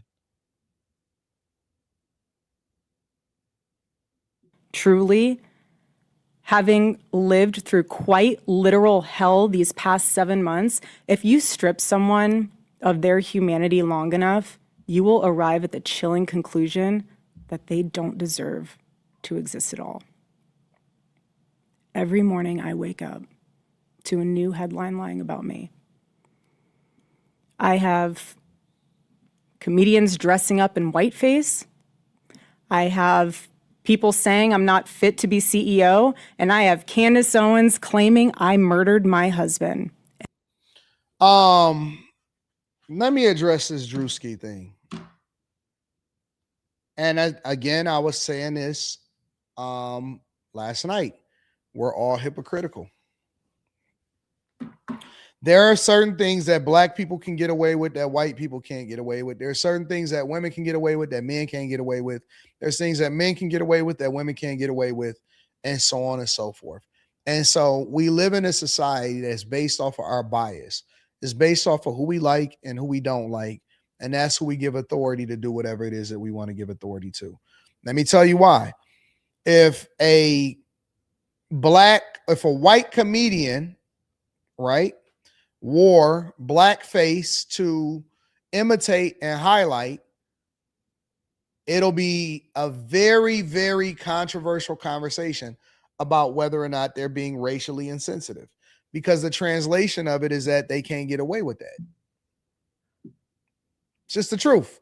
And so it's a double standard that black people can get away with that white people can't. Unfortunately for Erika, she needs to stay off the internet and stop letting it play a role in what she do on a regular basis. You can't, even her addressing this, and I don't disagree or agree with her addressing this whole situation. But what I will say is, it doesn't matter how right or wrong you are. If they don't like you, they don't like you. And so punch up, not down. You got to punch up, not down. You wasting your time trying to convince people that they're wrong, because people don't care about their hypocrisy. They only care about whether or not they destroy you or you stand for something that they're against. People don't care. They don't care. It don't matter how much proof you have. It don't matter there's always going to be people that say I'm not from Detroit, regardless of me showing that I'm from Detroit. Doesn't matter. I can show all of the receipts in the world. That's why I don't entertain low-hanging fruit. I troll. I laugh at it. Sometimes I may make it a part of a joke, but people don't care about whether it's right or wrong, whether it's truth or a lie. The only thing people care about is pushing a narrative, because if they like you, they like you. And if they don't, they don't. And I'm going to also be honest with y'all, because I know it's a lot of people that don't want to address it because they know that Candace got a huge audience. Candace Owens, and y'all could sit there and do it. Let me place it like this. Let me frame it like this. I'm going to do it a little bit differently. Let's look at it from a man's perspective. If I was married to a woman and she was as dedicated to going at another man's wife or caping for another man as hard as Candace is going at Erika Kirk, I would look at her the same way that we should be looking at Jada Pinkett with Will Smith when she be jocking Tupac.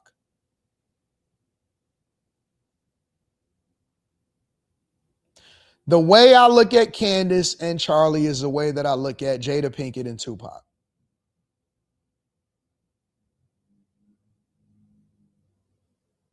It's weird. It's weird. It's weird as hell. And it's like, whoa, wait a minute. Hold on. You real invested in this. Regardless of what we care about Erika Kirk or whatever, bro, it's a level of investment in this. And I'm like, oh, wait a minute. This is another Will, Jada, and Pac. No, it's not off base. It's not off base. It's weird. It's weird, bro. I'm looking at it from the lens of a husband as a man. If y'all not looking at it from that lens, I'm looking at it differently. If my wife was this invested in another man, that invested in another man, and going at another woman based off of that man, I would be like, man, it's weird. I said, y'all want to talk about it on after hours? We can talk about it on after hours. Facts.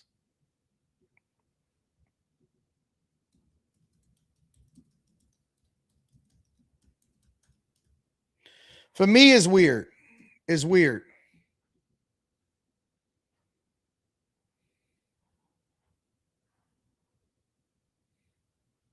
It's weird. I would feel weird as a husband and as a man. And I'm not telling him that I'm not telling Candace's husband how he should feel because I don't really care. It's not my goal. I'm not deep diving into that. That's not meaningful to me. But on the outside looking in, I'm like,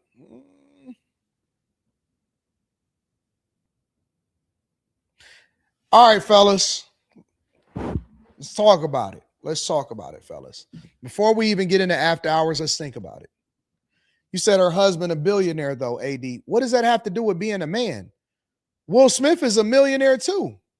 What that got to do? So why do y'all think that money replaces your affinity for your wife as far as like you being the main character in her life? What are you talking about? What do being a billionaire got to do with anything? What? I never introduced money into this conversation. This is not a money conversation. This is not what we're talking about. I'm not talking about money.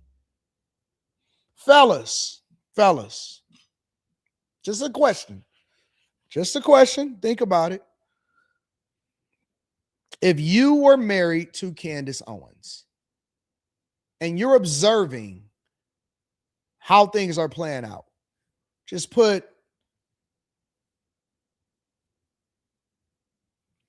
whether you would be concerned or offended or anything, or if you think it would be cool. If you were her husband and you were observing how this thing was playing out, would you be cool with it? Or would you be concerned?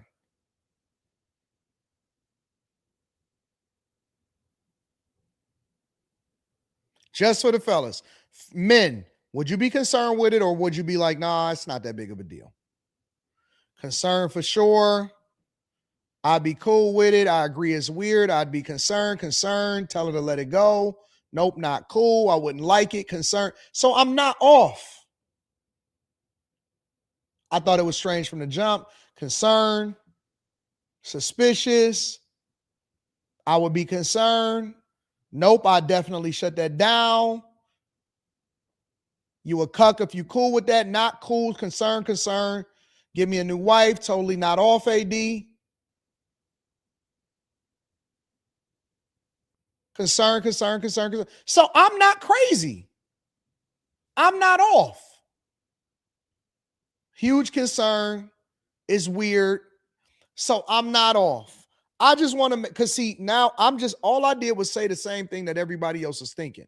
I don't really have a take on Candace versus Erika Kirk because I'm not invested in it like that. I don't care. And so this is the thing that's trending on X, formerly known as Twitter. And so this is the thing that we watching and observing and reacting to in real life. But man, I would be weirded out. I would absolutely be weirded out about the whole thing. It would be like, man, what the heck is going on here? But see, I'm the person that's saying it out loud because everybody is tiptoeing around it because nobody actually want to address it and say the quiet part out loud. That's it. And the list goes on and on and on. She needs to just learn how to take it. There is a serious epidemic of dehumanization plaguing this country.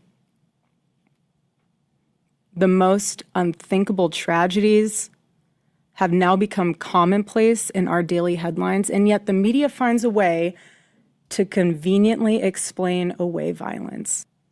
This is what we're up against. This is what we're up against. What is happening right now is something none of us can afford to ignore.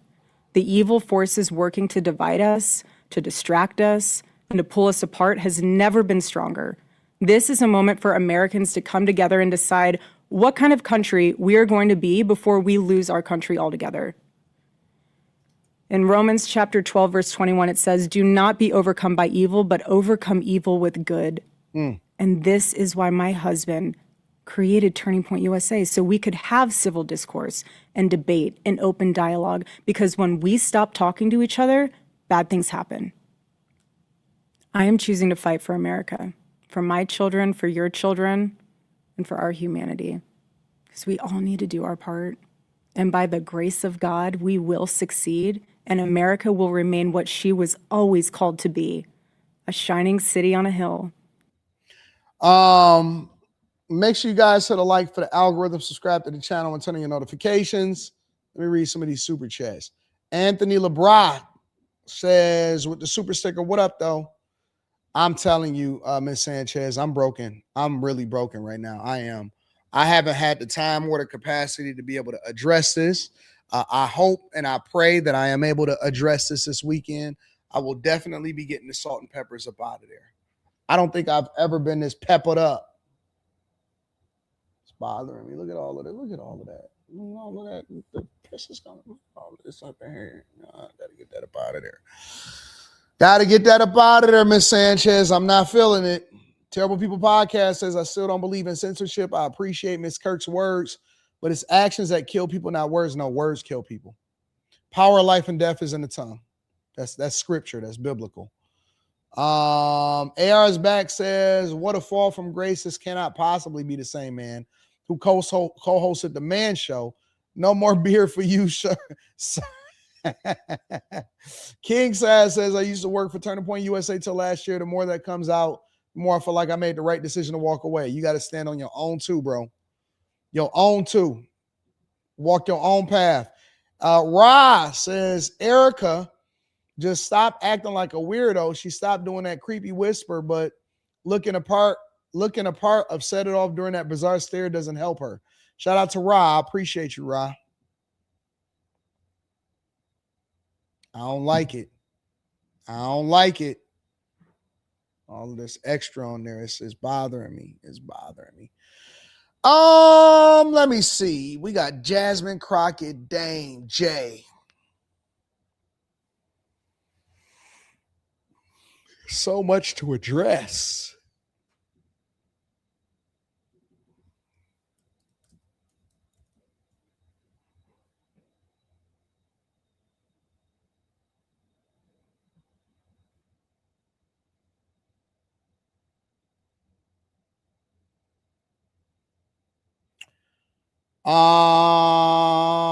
Let me see.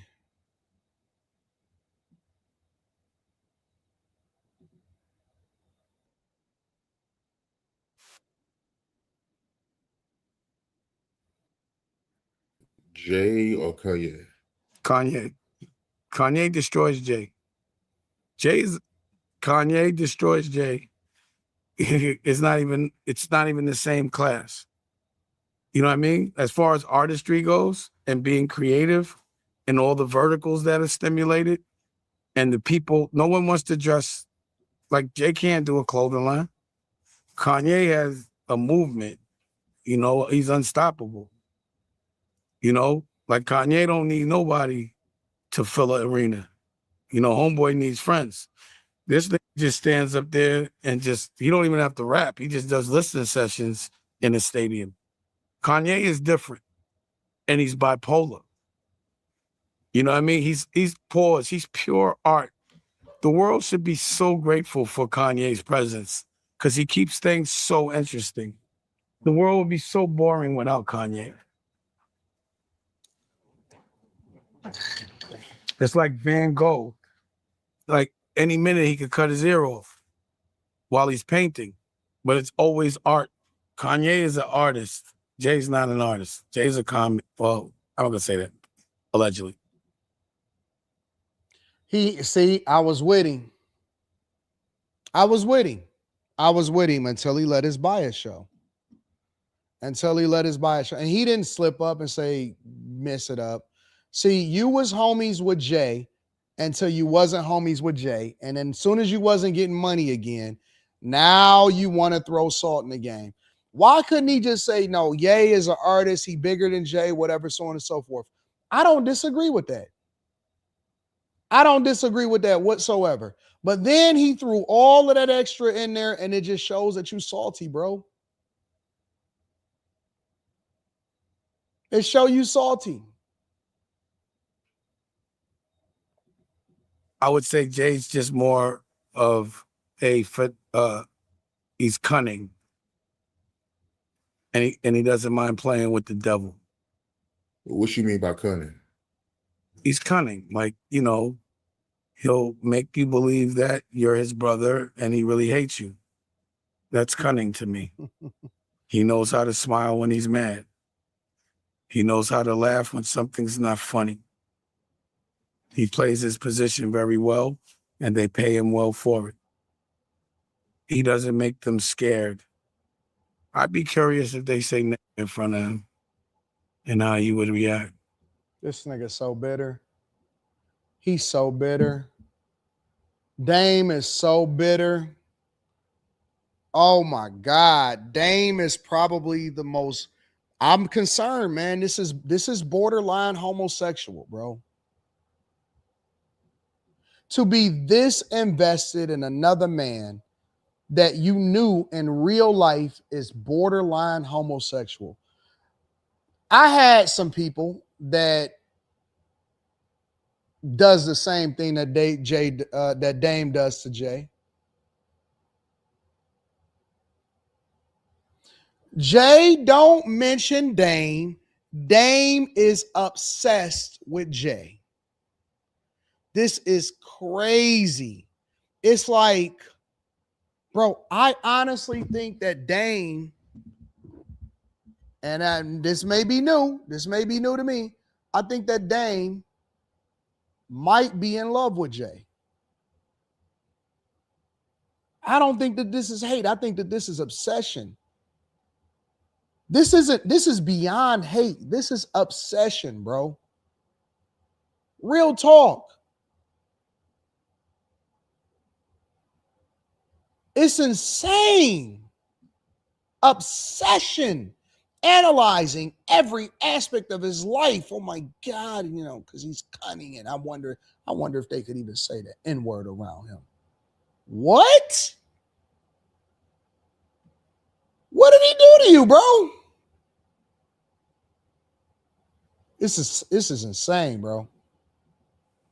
Just because of that interaction with Harvey Weinstein, I was like, I never let Harvey talk to me like that. That was always my little man. Like, it was like he was showing him around and shit. And like, Harvey's was my little man to me.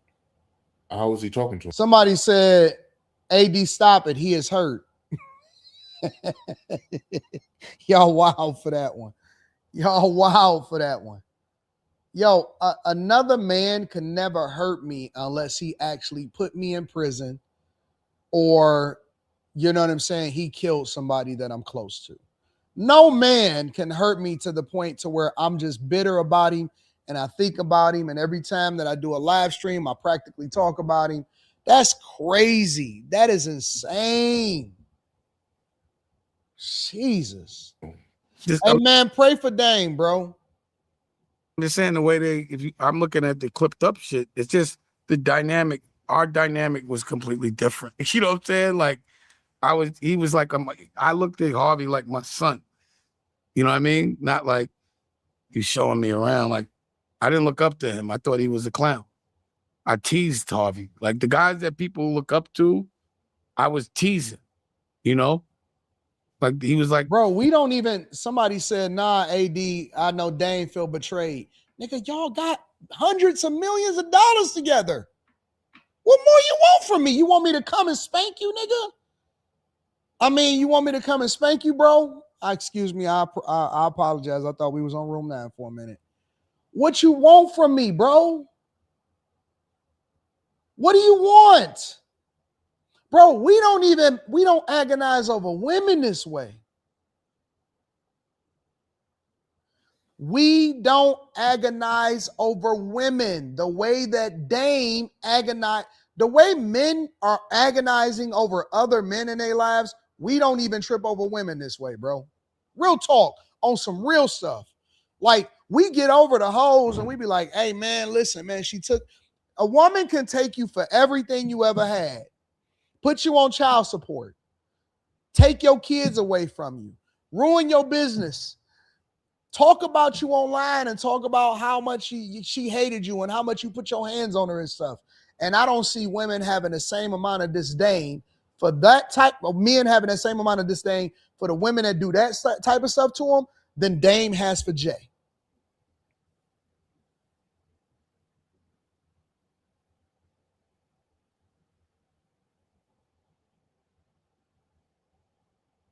Good God.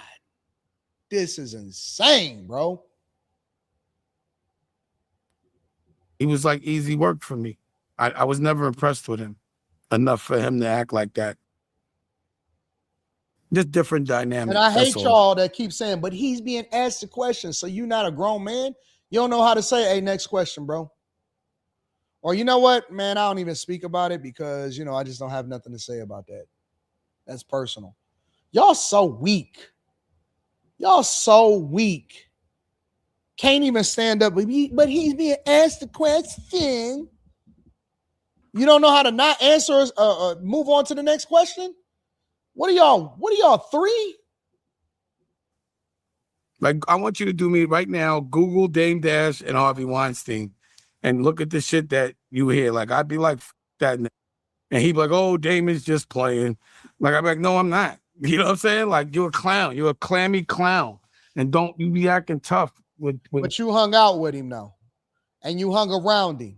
But he was a clown. See, I don't believe, man, listen, bro. I had left Dame subjects alone, but it's hard to leave it alone when they're doing interviews that go viral. And so when y'all send me this stuff for me to review, it's hard for me to take it into consideration, bro. I honestly, bro, the legends, the people that we looked up to in yesteryear, they just completely ruined their whole perspective and legacy. It's horrible. It's horrible, bro. It's such a horrible look for people's legacy, in my opinion. It really does. Watching Dame is like watching a crackhead that used to be the OG. Watching Dame is like watching my man in Snowfall at the end. It's like watching my man in Snowfall at the end. It's like, damn, bro, you a crackhead now, bro.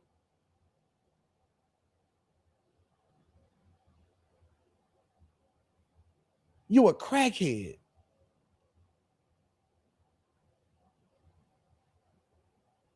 It is, bro. It's like watching my man on Franklin on Snowfall.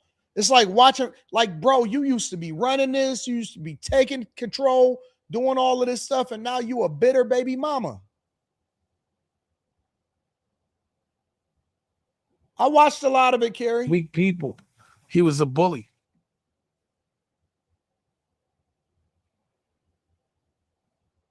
He never put that money up for Socialista. That was like 60, 70 grand. Like, I'm mad at, I'm like, you never put the money up for the, like, that's my relationship. Like, where your 70,000 at? That's how I'm talking to Harvey. You feel me? Like, I just put up 70. Where's your 70,000? You jerking off in the bathroom. That's a whole pause. It's different. He was like a little nigga to me. You feel me? That's why I be laughing at this shit. Like, I'll be looking up to these dudes and they clowns. That's what I'm like. Y'all ever seen a crackhead tell stories on the street about how it is that they ran their city and they ran up? Man, this nigga was, man, I reached to run that, bro. Man, they clowns, man. It's nothing. I wish I only knew. Just corny. Yeah, I don't know about that, man. I don't know. You taking Kanye catalog over Reasonable Doubt, Blueprint, the Black Album? Reasonable Doubt doesn't sell shit. Why you think I gave it away? He gave it away. Listen, universally, we can all agree. Well, maybe we all don't agree, but I would agree that I think that Kanye wound up becoming the bigger artist, right? I think that Jay wanted to pivot into being more of a businessman, and Ye wanted to make sure that he was the biggest artist. And I think that Kanye probably had more talent, right? You can also give Kanye credit for a lot of the contributions on Jay's albums. That goes without saying. I have no problem with admitting that. That's cool. I love Ye. I love 808 and Heartbreaks. I love, one of my favorite albums of all time is My Beautiful Dark Twisted Fantasy. 100%. Universally, everybody understands that Reasonable Doubt is a classic. Everybody understands that Reasonable Doubt is a classic. And not only is it a classic, it's the foundation for how we discovered who even Dame is in the first place. Reasonable Doubt is the first brick that built whatever The Rock was, and that came afterwards. It just is what it is, bro. Like the level of hate and disdain that is flowing through his blood right now is not healthy. Honestly, it's not healthy. This ultimately translates into a health issue. When you're this obsessed with a man to where it becomes pure hate, that thing can actually hurt you in the inside, bro. Nobody made no money off that shit. Barely went gold. Nobody gives a fuck about Reasonable Doubt other than people that were there. Nobody gives a fuck about Reasonable Doubt. Ask some kid about Reasonable Doubt. They'll be like, nobody cares about Jay-Z as a rapper. No kid gives a fuck about Jay-Z at all. They not jacking his hairstyle, his gear. No one's. Meanwhile, Jay just sold out 2 sold-out shows over at Yankee Stadium, and he sold out the Roots Picnic. Without even dropping an album, he sold everything out. With Jay-Z. No one's listening to them fucking raps. None of that shit. That's all. You know that. When's the last time this nigga made a record? Like, he's an old man. Why the fuck should he be making records? But ain't nobody jacking AZ. He's not. No one since. There's a dude that just dropped his own rock album.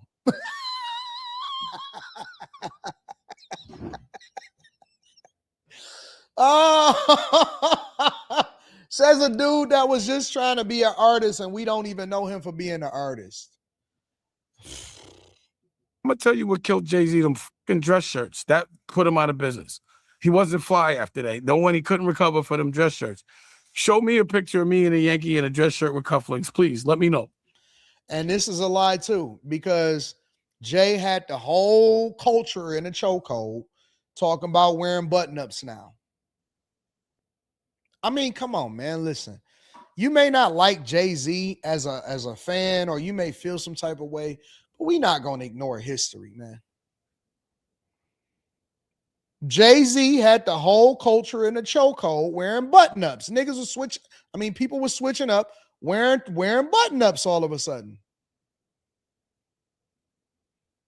What is he talking about?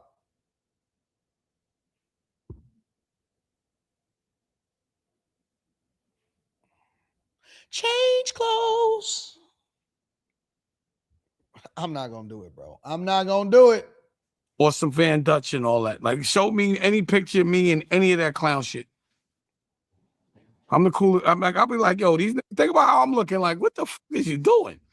Like, my homeboys used to still got these motorcycle boots on. My homeboys used to give me hell for this nigga, man. They thought he was the funniest. You know, he didn't have the kind of, he's not that. No dishes. I don't want to start this, but let's go. You know what I mean? But like fly. Look, I'm a fly. I made this shit too. It's brand new. Look at this. You see the CEO swim trunks and shit? I stay making fly shit for me. Only for the members. Only for CEO members. I don't even want everybody to wear the clothes. You gotta be like on some other shit. I'm not in it for the money, bro. I'm gonna be broke my whole life. I'm gonna always spend it. I'm not gonna say I ain't gonna make it, but I ain't holding a dollar. Holding money.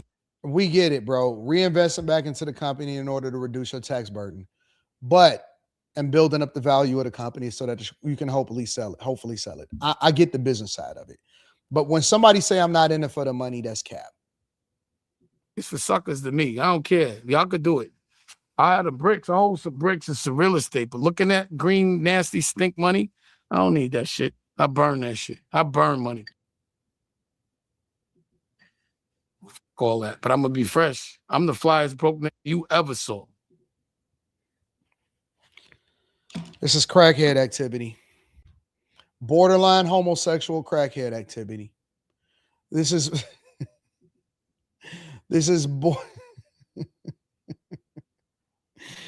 borderline homosexual crackhead activity right now.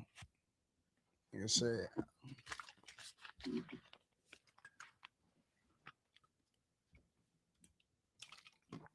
But I'm fly though. I'm the brokest fly nigga you ever seen.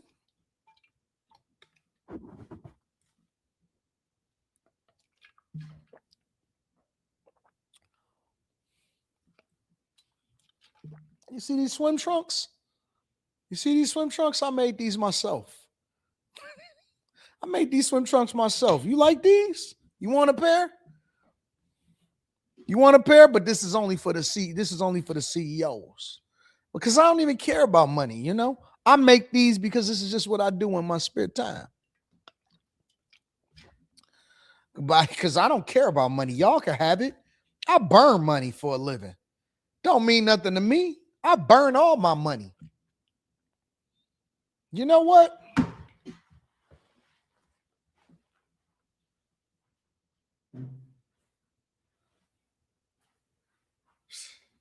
Y'all want these swim trunks right here? You see the gold button? You see the button right there? I made these. Nigga, this dirty money. This ain't nothing to me. It's nigga money. What you talking about? This money, nothing. Nigga, I burn hundreds. Hold on. Wait a minute. Let me see something right now. Oh, see this whole stack right here? You see this? Hold on.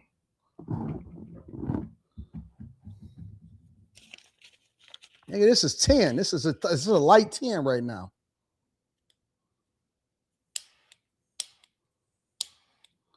All right, hold on. I don't want to burn that. Give me a second. Hold on. Gotta get a different stack for this one.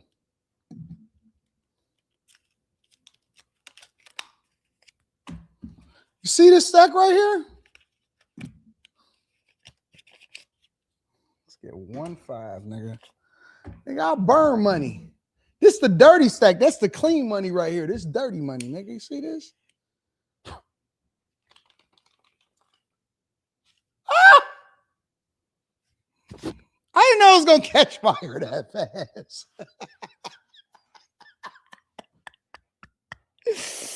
Oh, I didn't know it was gonna catch fire. That mug caught fire immediately. Like, hold on, wait a minute. Hold on. This is lunch money. This is tip money, lunch money, all the money. I'm not missing out on one dime. Are you smoking crack, nigga? I want all my money. I'm not Dame. I got to get my money back up because the Lambo that I just bought messed up my checking and savings account. I got to rebuild, put that money back into my brokerage account. Man, look, I had to get a cashier's check for that nonsense. He said, I don't care about money. I burn money. Somebody said, hey, Kimmy said, you didn't know paper would burn? No, I didn't know it would burn that fast. It was almost like, it was almost burning up. Got the burn smell up in there. Let me put this back in my pants. Getting out of control. Dame is out of his mind. Make sure you guys hit a like for the algorithm, subscribe to the channel. Fi Brown, hold your guy accountable, bro. Fi, hold your guy accountable, bro. It's I didn't know it was gonna catch that fast. That's crazy. Master Irrigation says Candace's husband needs to get a DNA for them kids because that's suspect. And I don't wear jerseys. I'm 30 plus. Give me a fresh pair. He said, fresh pair of jeans, nigga, button up. Something like that. I forgot what he said. Bill and Nico says, I agree with Dame's mindset as an entrepreneur, but the bitterness is sickening. It's sick, bro. It's sick. Spacer says, if you agree that legends from yesteryear are destroying their legacies based off of how they talking now, then you agree with Slimmy about what he was saying about Jay-Z on Room 9. What was he saying about Jay-Z on Room 9?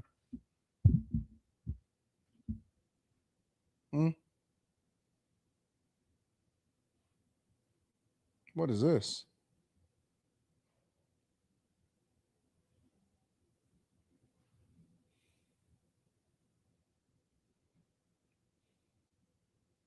Is somebody mistaken me send me some money on Apple Cash?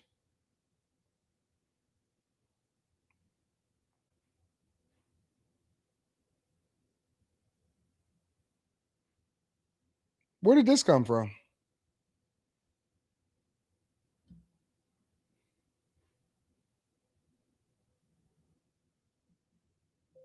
Oh, I know what this is. Okay, I see. So they sending me the rent money on Apple Cash. I got you. I got you. Because I was like, what is this money on Apple Cash? But it's the rent money. Somebody paid their rent on Apple Cash. All right, all right, all right. Okay. All right. All right. Yeah. Let me transfer that immediately. We need that money. I need that money, bro. Transfer to the bank. Full amount. Continue. We're gonna do the 1 to 3 business days. We don't need it to be immediate because I'm not paying a fee for that. Got to do the Apple Pay. All right, we good. I forgot it's the first of the month. Starting to see all of these payments come through, but I wasn't expecting it from Apple Cash. Let me see something. I think I got one in PayPal too.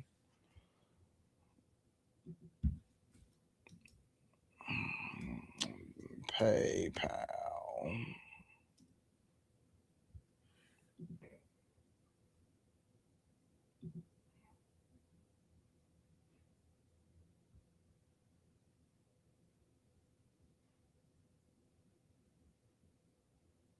All right. Okay. All right. I like that. I like that. Make sure I'll get through and make sure everybody did their stuff in a minute.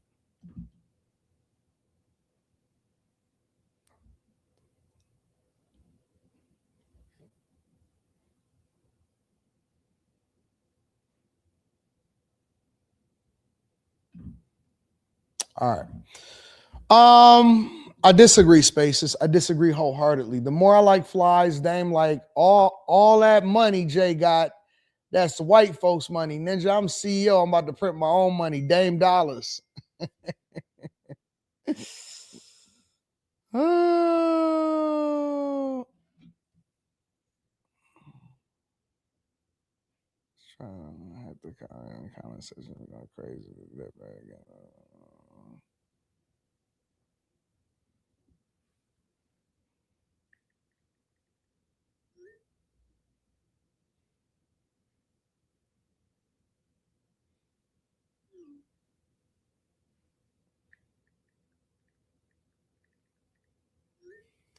All right. Sanquan says this N-word out here burning our super chat money. No, I'm not. Nope. It's right there. It's right there.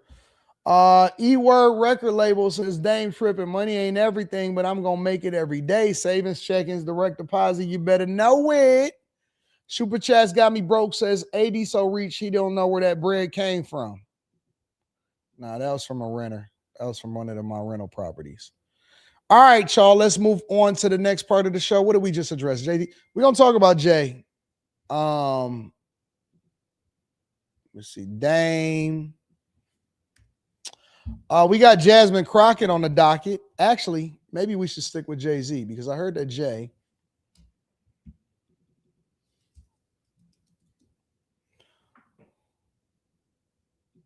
The first time I wrote a rhyme that I thought I could do it was, I'm the king of hip hop, renewed like the Reebok, the key in the lock with words so provocative. As long as I live, I'll be dun, dun, dun, dun. When I caught that pocket, I was like, oh, I got this.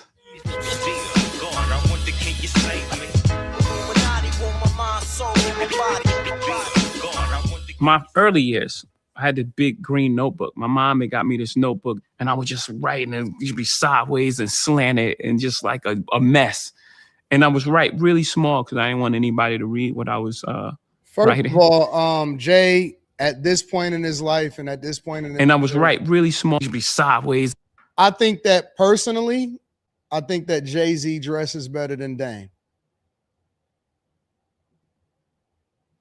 If I'm looking at this and I'm looking at Dame, I believe that Jay dresses better. Jay dresses like a grown man. And I think that he carries himself like a grown man. And it's crazy to just come from a video where Dame is talking negatively about how Jay dresses, yet Jay dresses like a grown man. He carries himself like a grown man. He does business like a grown man. He looks like a person that if I walked into a room and I seen Dame and Jay, and I said, and they said, which one do you want to do business with? Just based off of the look alone. You don't know anything about either one. I'm going to go with Jay.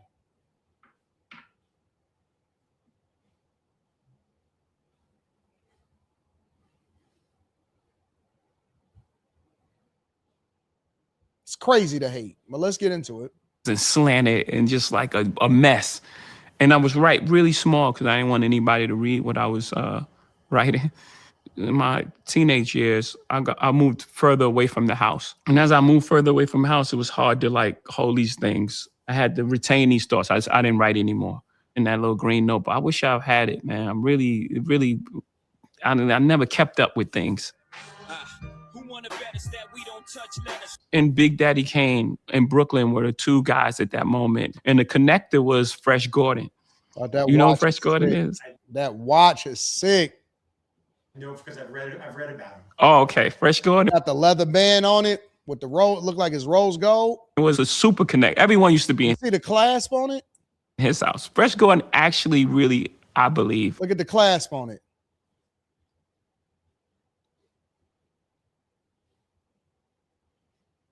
He dressed like a grown man.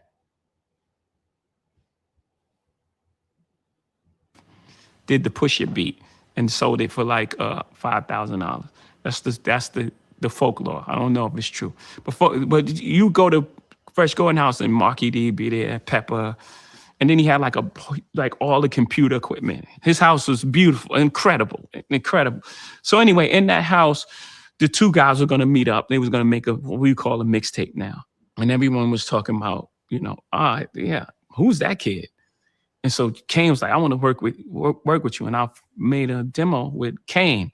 And it was the first time I was like, oh, I can make songs. And that was I played for my uncle. He's like, man, get that shit out of here. I was like, I'm going to be better than LL Cool J. It's like, get the fuck out of here. But my uncle loved me. He was protecting me in that moment the way he could, because I was dreaming too big for him. He was like, let me let you down. It don't happen like that in life. After 96, all the material that's on Reasonable Doubt was pretty much already like in my head. The thing about that album is the freedom in it and how naive I was. I didn't know anything about the music business. I wasn't trying to make the greatest song or, Streets is Watching. The third verse is like 68 bars. It's not like 16 structured bars that I know is like the Streets is watching. Keep Dobbs. That's your first mistake. Yo, man, listen. You know why Reasonable Doubt is so dope is because it was raw. It's the same reason why Illmatic was dope. It's because it was raw. And the reason why Reasonable Doubt is so meaningful to him is because it's his first album, regardless of what it did and how it did and whatever it did. And it was the brick. It was the first brick that ultimately built up Rockefeller from a fan's perspective, and is meaningful to him. It's something that he want to pass down over to his children. I don't know how you can hate on that. palatable for the audience. What I was thinking during Reasonable Doubt was when my guy rap stars, I'm from Marcy, son. Just thought I remind y'all. Hooper along where I'm from, Marcy, son. Ain't nothing nice. Come on, man. Y'all smoking crack. Man, y'all better get hip, man. If y'all, man, don't say nothing to me about Jay-Z no more. Don't say nothing to me about Jay at all. No more. Keep on talking negatively about Jay. First person to tell y'all what's the difference between a 4.0 and a 4.6. About 30 to 40 grand, cocksucker, beat it. Keep talking to me about Jay. Y'all smoking. I can't wait till he drop an album and remind y'all. We're along where I'm from, Marcy, son. Ain't nothing nice. Is this talking greasy? Is y'all smoking?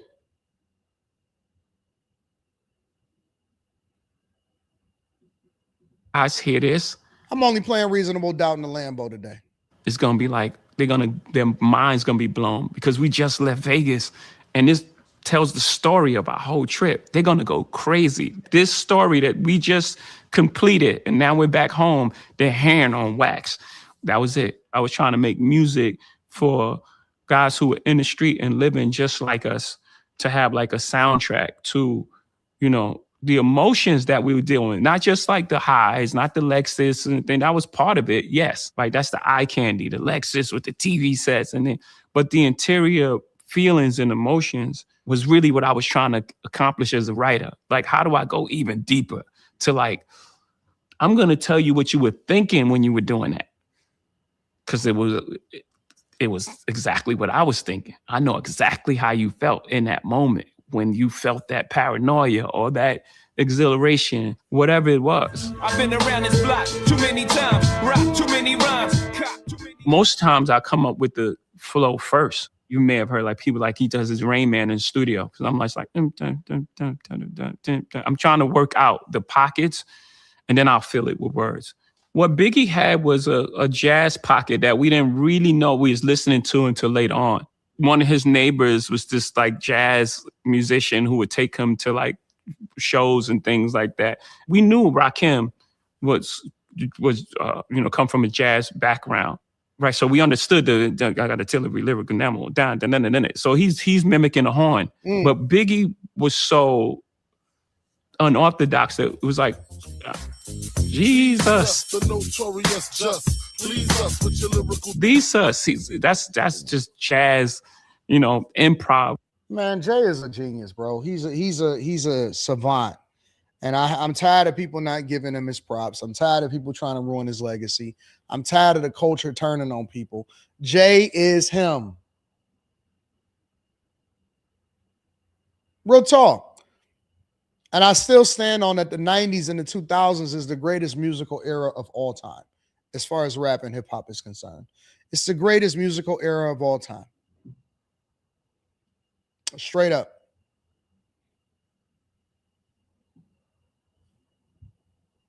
What he was doing. I don't come from a musical family, like, no the instruments, but it was just so much music in the house that it just was innate in me to think musically as well as I thought lyrically. Even the first album, when I didn't know what I was doing, I listened to some of those pockets, and they all like melodic. One day you're cruising in the 7, next day you're sweating, forgetting your lies.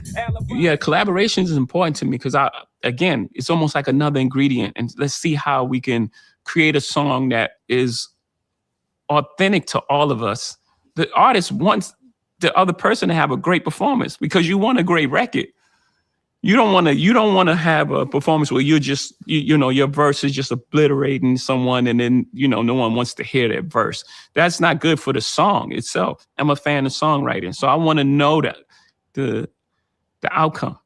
I'm curious to see how this is going to turn out. What is Pimp C going to say on this beat?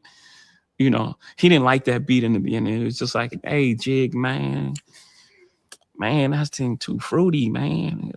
Like he thought he was making like the biggest commercial like sellout record, and he took some convincing. He still did the song. We actually was really cool once we met each other. I think he had 8 bars. I'm not sure, maybe 12. I think he had 12 bars.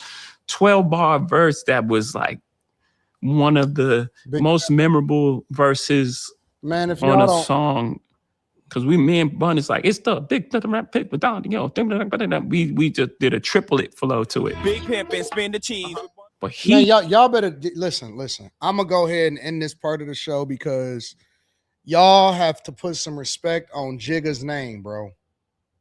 Like, y'all just don't realize how great this man's catalog is.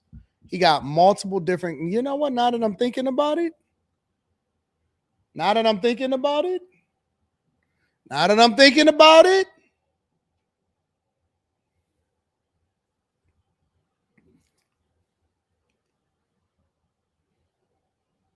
Reasonable Doubt, Blueprint, Black Album, Volume 2. Shit. I don't know. I don't know, bro. American Gangster.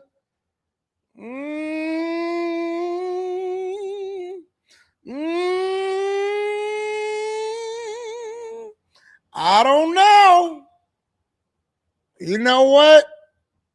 I'm sorry, Jay. I'm sorry, Jay. I apologize for even allowing for a lot of these dudes to even feel like they could be in the same space as you. I apologize. You know what? We forgot. We forgot. We just forgot. We didn't remember.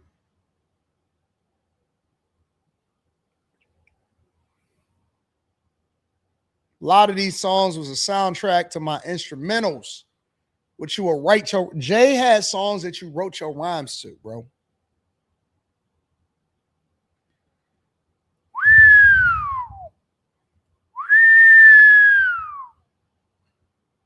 Money, Cash, Hoes.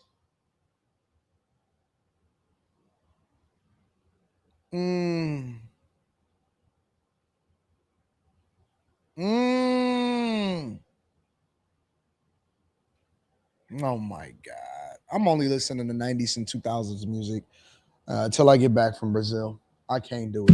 I can't do it. Jay is him. Let me see if he's saying anything else meaningful in this. He did the opposite. He wouldn't even, he cut it in like, I think, quarter note, whatever. He cut it like smoke. And I was like, what is he doing? And then by the like fourth bar, I was like, oh my God. Just beautiful. Like on Brooklyn's Finest, I didn't get to hear that till maybe a month later. So I did all those little parts. I'm saying, what's your name? Who shot you? And Biggie filled those in. And when he was like, in Faith Have Twins, she probably had 2 Pacs. I was just like, oh my God, it's just such a good line. It's just so good. And it was just so, he was one of those ones who ain't run from like controversy, whether it made him look bad or not. Like, you know, most people ego wouldn't allow him to say that. And it was like one of the endearing qualities that he had as a writer. You know, black and ugly as ever. And then the word, one word. However, I stay Coochie down to the socks, rings and watch filled with rocks. And my jam knocks in your Mitsubishi. God, I love the 90s, nigga. Was so powerful. However, black and ugly as ever. However, anything he said after that was going to be amazing. Those are little tricks as a writer that, you know, that you everyone's trying to accomplish. I can't say everyone. That's that I'm trying to accomplish. Like when I'm writing, is like just a word that just changes the framing of the thought in a powerful way in the shortest amount of time. Because that's hard to do. Like if you got unlimited, you know, God did versus, I'm going to hit on something because I'm writing through so many pockets. I'm going to hit on a bunch of things. But if I got 8 bars, you know, if you think about like fronting, like that was a very condensed, hard verse to write. You got 8 bars to convey your thoughts and get out of there. Every time your name was brought up, I would act all nonchalant in front of an audience like you was just... You know, those is when you got to sit down and really just like, you know, make sure every measure counts. Guess who's back? Oh, man. That's a challenge for the pen. This might be the greatest song of all time for me. This might be when I jump in the car and I put on Still. This is my rad out anthem. Still. And like when you're creating for someone else, and especially people that you respect, you know, Dr. Dre, I grew up obviously a fan of him and Snoop. You know, this is Dr. Dre coming off, you know, leaving Death Row. I know where he was trying to go because I've been there a couple of times with like Kingdom Come and those things. So he's trying to make, you know, he's like, I'm leaving this place and I want to mature. So for me, it was just natural to like get into his psyche. Like what would he be thinking right there? What would I be thinking? I would be thinking, I have to remind people that I'm Dr. Dre. That's where Still Dre comes. Still. Dr. Dre is the name. I'm ahead of my gang. Still. It's like a challenge for you as a creator. For me, that's where I really thrive. Like when I'm challenged to like do a thing to make a word mean more. It's triple entendre, quadruple entendre. That's when I feel like I'm at my best. You know, you can pin yourself in the corner and say, I'm gonna write a song about, you know, alcohol.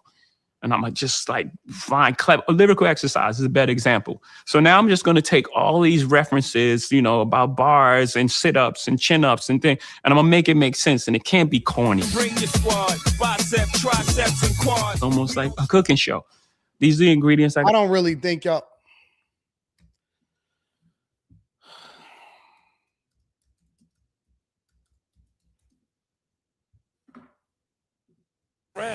So I had to.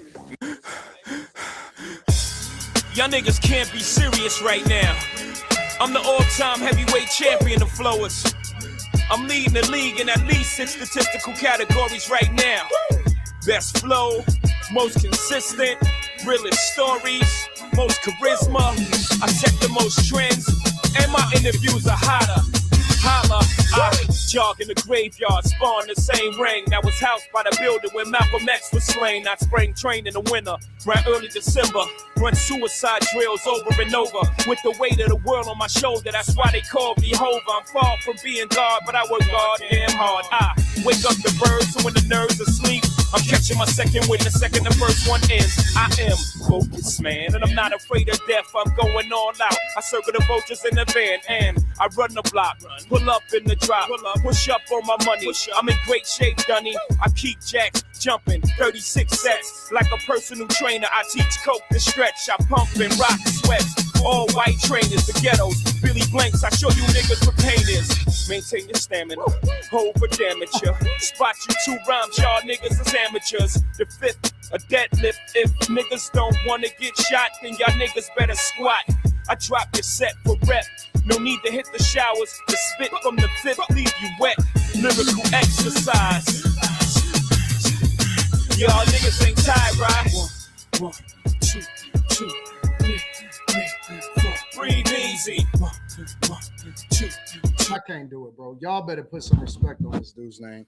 If y'all better put some respect on Hov's name. I'm sick of it. It's disrespectful. Y'all keep on talking this nonsense. I'm not having it no more. I got to get over to Brooklyn. I got to go to Yankee Stadium. I got to go over to we got to be in the building. I have to be in the building for Yankee Stadium. What is going on? I got to pull up. Look, if he do lyrical exercise, it's up out of there, bro. It's up out of there. I'm going to Yankee Stadium. We don't want no YNs in there. We not interested in all of these fair weather people that think that they know hip hop and rap music. I don't want to know nothing about what you said. If you don't know the difference between a 4.0 and a 4.6 cocksucker, if you don't know the difference between a 4.0 and a 4.6 cocksucker, that's what I'm calling everybody that I don't like. Man, what you say to me, cocksucker?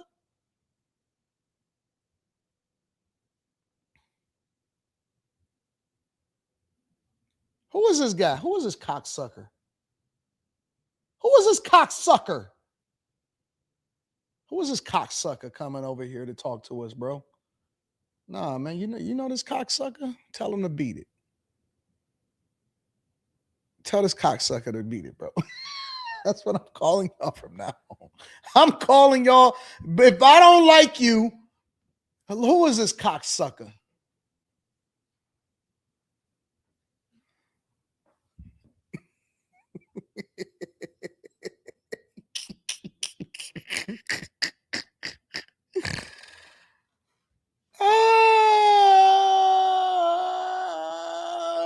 Jay is the GOAT, and y'all want to keep on trying to minimize his impact, and that's okay. That's all right. Breathe easy. 1, 2, 3, 4. Breathe easy. Michael Armstrong says, thank you, Anton Daniels. I'm an old soldier on a daily basis. You show me it's not over.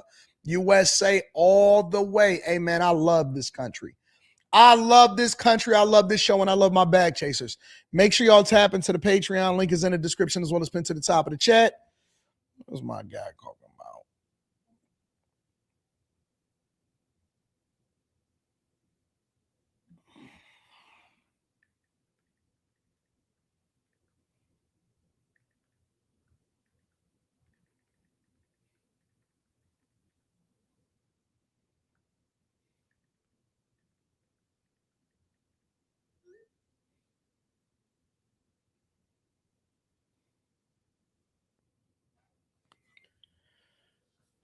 American Dream, man.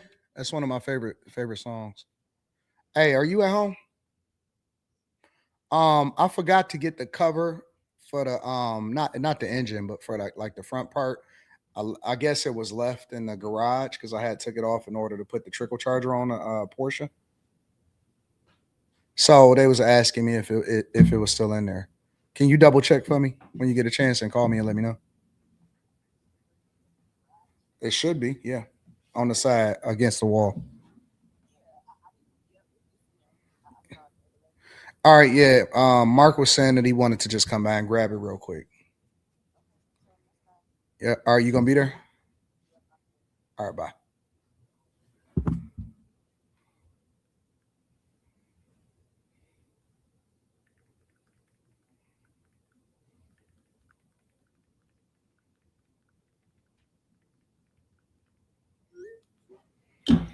American Dream and Marcy Me, Imaginary Players. I think everybody wrote a verse to Imaginary Players.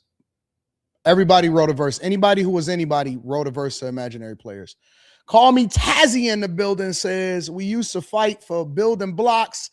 Now we fight for blocks with buildings that make a killing. Hove. Shout out to my dog, Call me Tazzy. Hey, Tazzy, I don't take it for granted. I appreciate you, big dog. 1J Ben says we'll be tuned in to IG stories for Jay-Z on Lambo. Terrible People Podcast says, don't forget it isn't only a Glenn Lewis song. Give Hove his respect. Miss Allah says, what's up, Pimpin' Strats? Yeah, what's up, Pimpin' Strats? Hey,